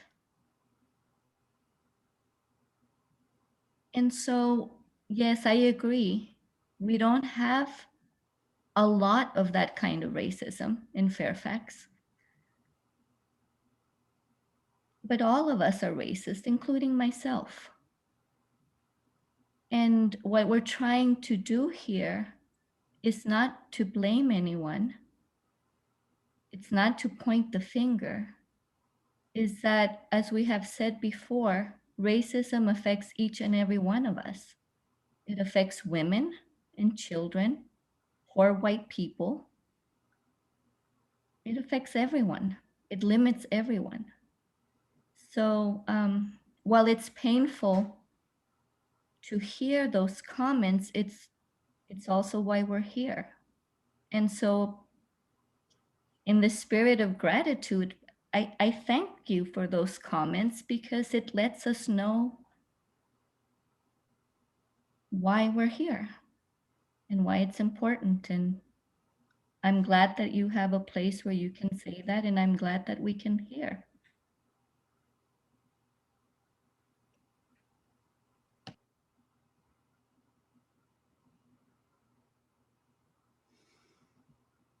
Thank you, Griselda. I figured it out. I was muted again. Towards the end of the meeting, I also get tired. The details start to fall off. Any other comments? Veronica. Thank you, Griselda and Serena, and Tayu for saying what you have right now. I really respect you. And I just wanted to, Lisa corrected me in, I believe it was the PIPSA subcommittee meeting last week around this. And I was like, yeah, well, first of all, yes, Griselda, this awareness of the capacity to be perpetuating racist behavior, even as a woman of color, that it is the water that we swim in, systemic racism. And, you know, as a committee, we really, in our retreat day, we acknowledge that as like a basic first step. We have to all acknowledge that systemic racism is alive, it is thriving, and to recognize that it exists throughout our entire country and in our town. And that one of the biggest threats to racial equity has continued to be named as white liberal progressives, because it's really hard for us and I say us because I am one of them. I am one of the perpetuators of it, that we think that we're doing so much already, and that, you know, we aren't, as Griselda was referencing, KKK members, but that our subtle forms of perpetuating racism are so detrimental. And this difference that Lisa identified to me, there was a question, a comment about everybody needs to be equal. And I made the mistake of saying that last week, and I'm so grateful Lisa brought it out to me, but the difference between racial equity and racial equality is really important. Equality has to do with giving everyone the exact same resources, whereas equity involves distributing resources based on the needs of the recipients. And folks of color have been marginalized consistently throughout our culture. So it is so appropriate to let their voice be focused and prioritized. That is part of racial equity work. So we have to be doing that as white people if we're trying to accomplish equity. It's not equality. And just the last thing that I'll mention, that John, I'm really grateful for the question and the conversation that it's cultivated around whiteness. And I think it is a really important thing for us to understand and get clear about as white people, and what is white identity. And I'll would love to share a quick quote and then I'll stop talking, from Ruth Frankenberg. And she defines whiteness as a dominant cultural space with enormous political significance, with the purpose to keep others on the margin. White people are not required to explain to others how white culture works, because white culture is the dominant culture that sets the norms in this society. Everybody else is then compared to that norm. In times of perceived threat, the normative group, white people, may well attempt to reassert its normativity by asserting elements of its cultural practice more explicitly and exclusively.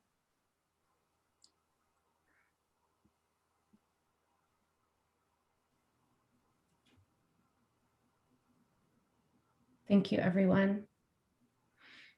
I'd like to actually just take a pause before we continue and recognize all that has been said around anti-racist work in Fairfax, both from the citizens of Fairfax. I so deeply appreciate their input and, frankly, guidance. And I'd also really like to honor what was just spoken by our ResJ members, particularly honoring the lived experiences that they shared. If we could just take a moment to breathe into that and recognize what a wonderful community this is.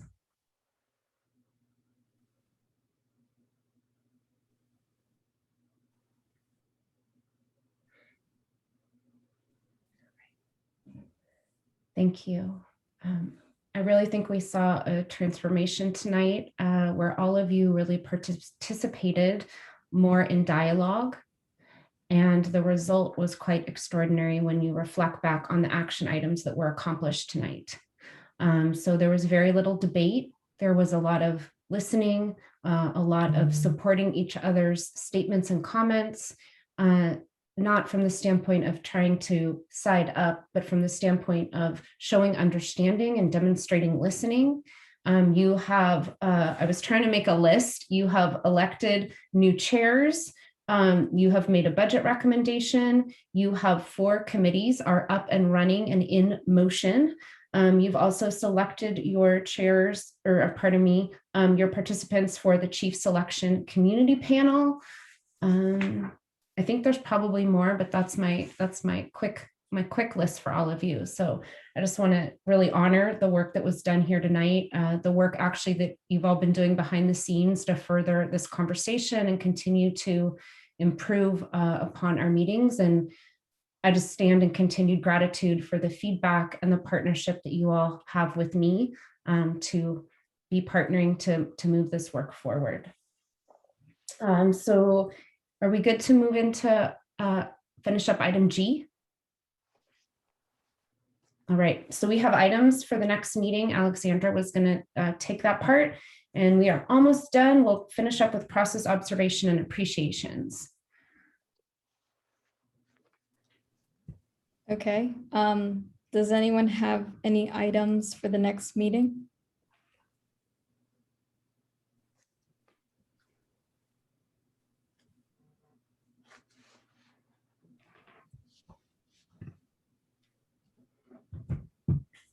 Liesl?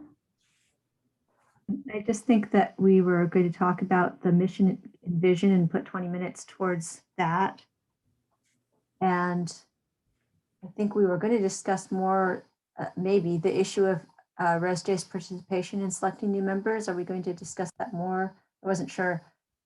And then maybe, I'm not sure if we're going to get an update on the chief of police selection process or not, or what the timeline is for that. So that's all I know of. Alex is writing, so I'm going to call on Tayu while she's writing. I think, were we also going to talk about creating a new application for ResJ members?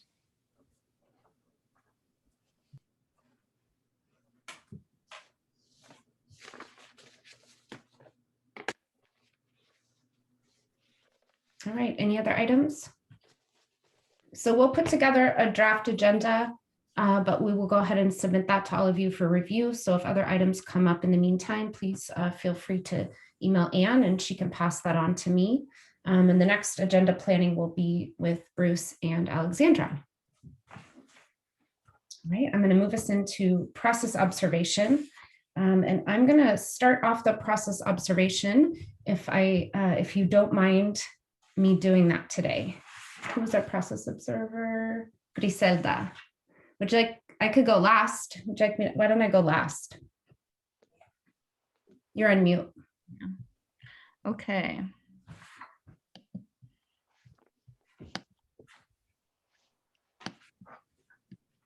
I think we were brave and risk-taking. I think we got a green.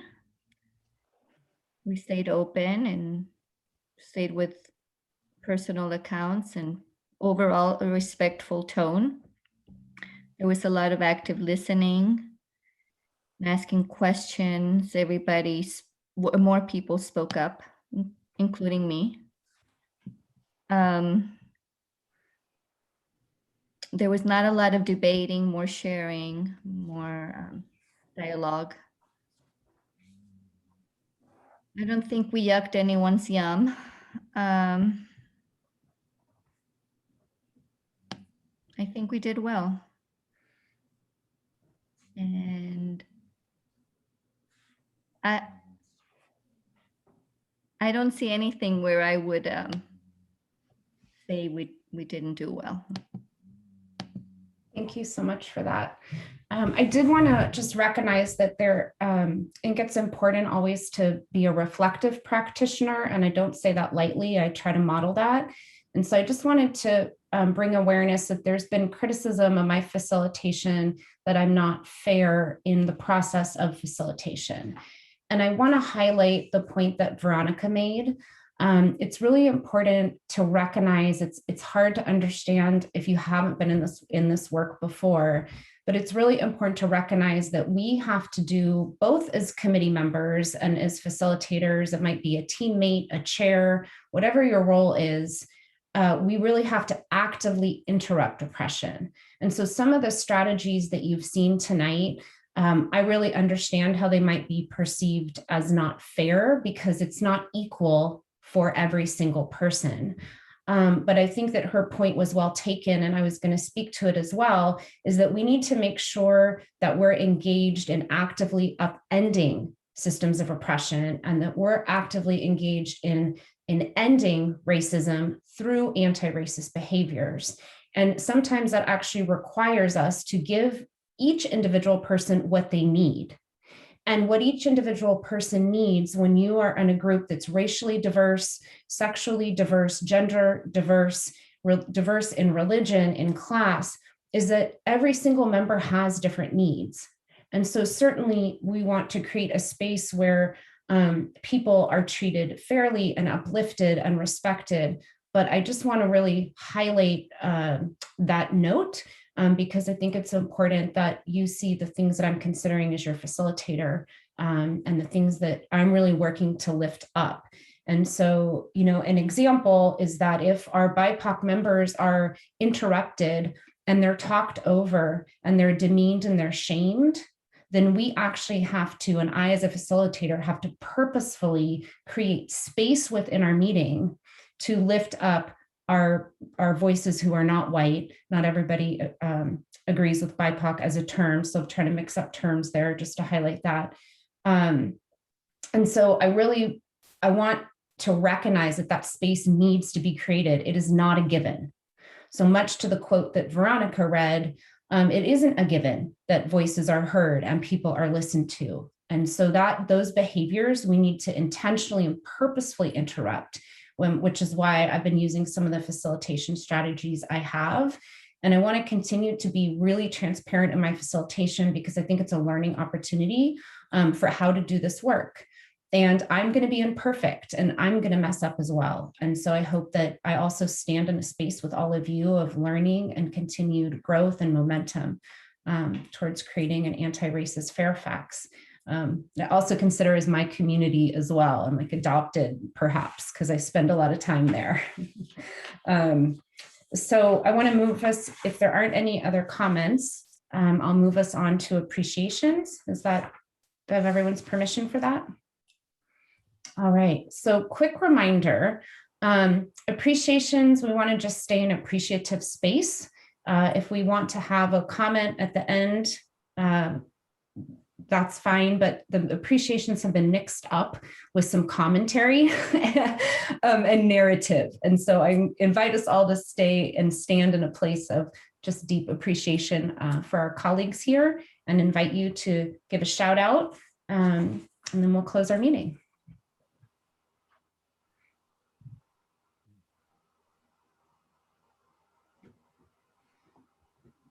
Bruce. I just really appreciated this meeting. I appreciated your facilitation, Lisa, and your stepping back at the right time so we could have the discussion about the facilitation. And just this really has given me so much hope tonight. This has been a really good meeting, and we've referred to other meetings as turning points, but this one really feels like a turning point to me. I just noted one thing that really seemed really beautiful to me, which was that we, at the same time as we got a lot done, we stayed on the agenda, we went through it, but we also did it with a calm. And there were actually these spaces where there was quiet and we were all thinking about the next thing to say or what motion to make, and that's the way my mind works. I like to have a little space to think about things. And it was just really striking that we could be calm and we could actually have that space while at the same time being very productive. So there was something just really beautiful about tonight's meeting. Thank you. Other appreciations, Tayo. Well, Bruce said pretty much exactly what I was going to say. It was this meeting gave me hope and encouragement, and our question at the last meeting, our first question was, how do you see us moving forward? And I couldn't answer it, but now I see us moving forward because we can do it. And as Bruce said, this was such a smooth meeting. And those pauses are important because sometimes it's hard to think, and it's hard for me sometimes to put my words together quickly in these meetings. And I really appreciated those moments of silence. So those are my appreciations. Thank you.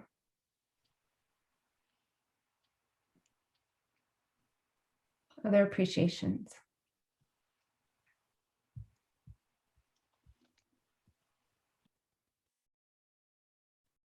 Alexandra and then Veronica.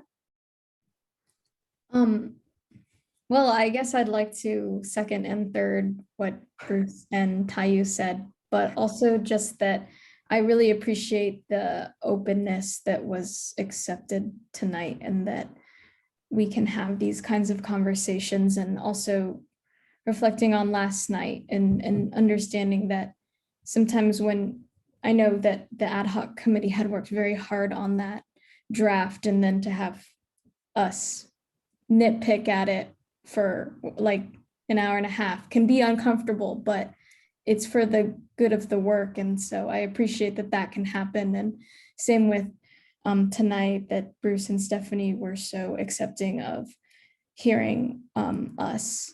So I just appreciate that we can have those conversations. And of course, I also appreciate the amount of trust that I have felt you have all put into me, and being nominated as the chair, I really appreciate it. And I feel really honored that you trust me. So thank you.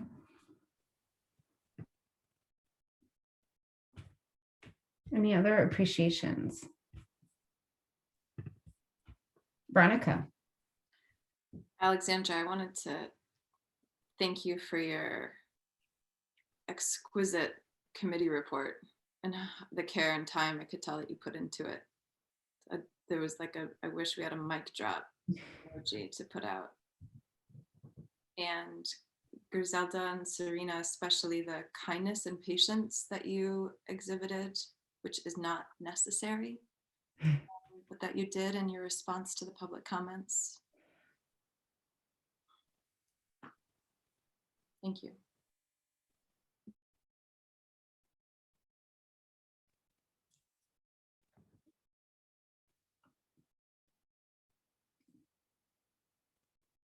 All right, going once. Going twice. I just want to show some appreciation to Anne and Garrett. Thank you. You keep us on track and you make everything clear. Thank you.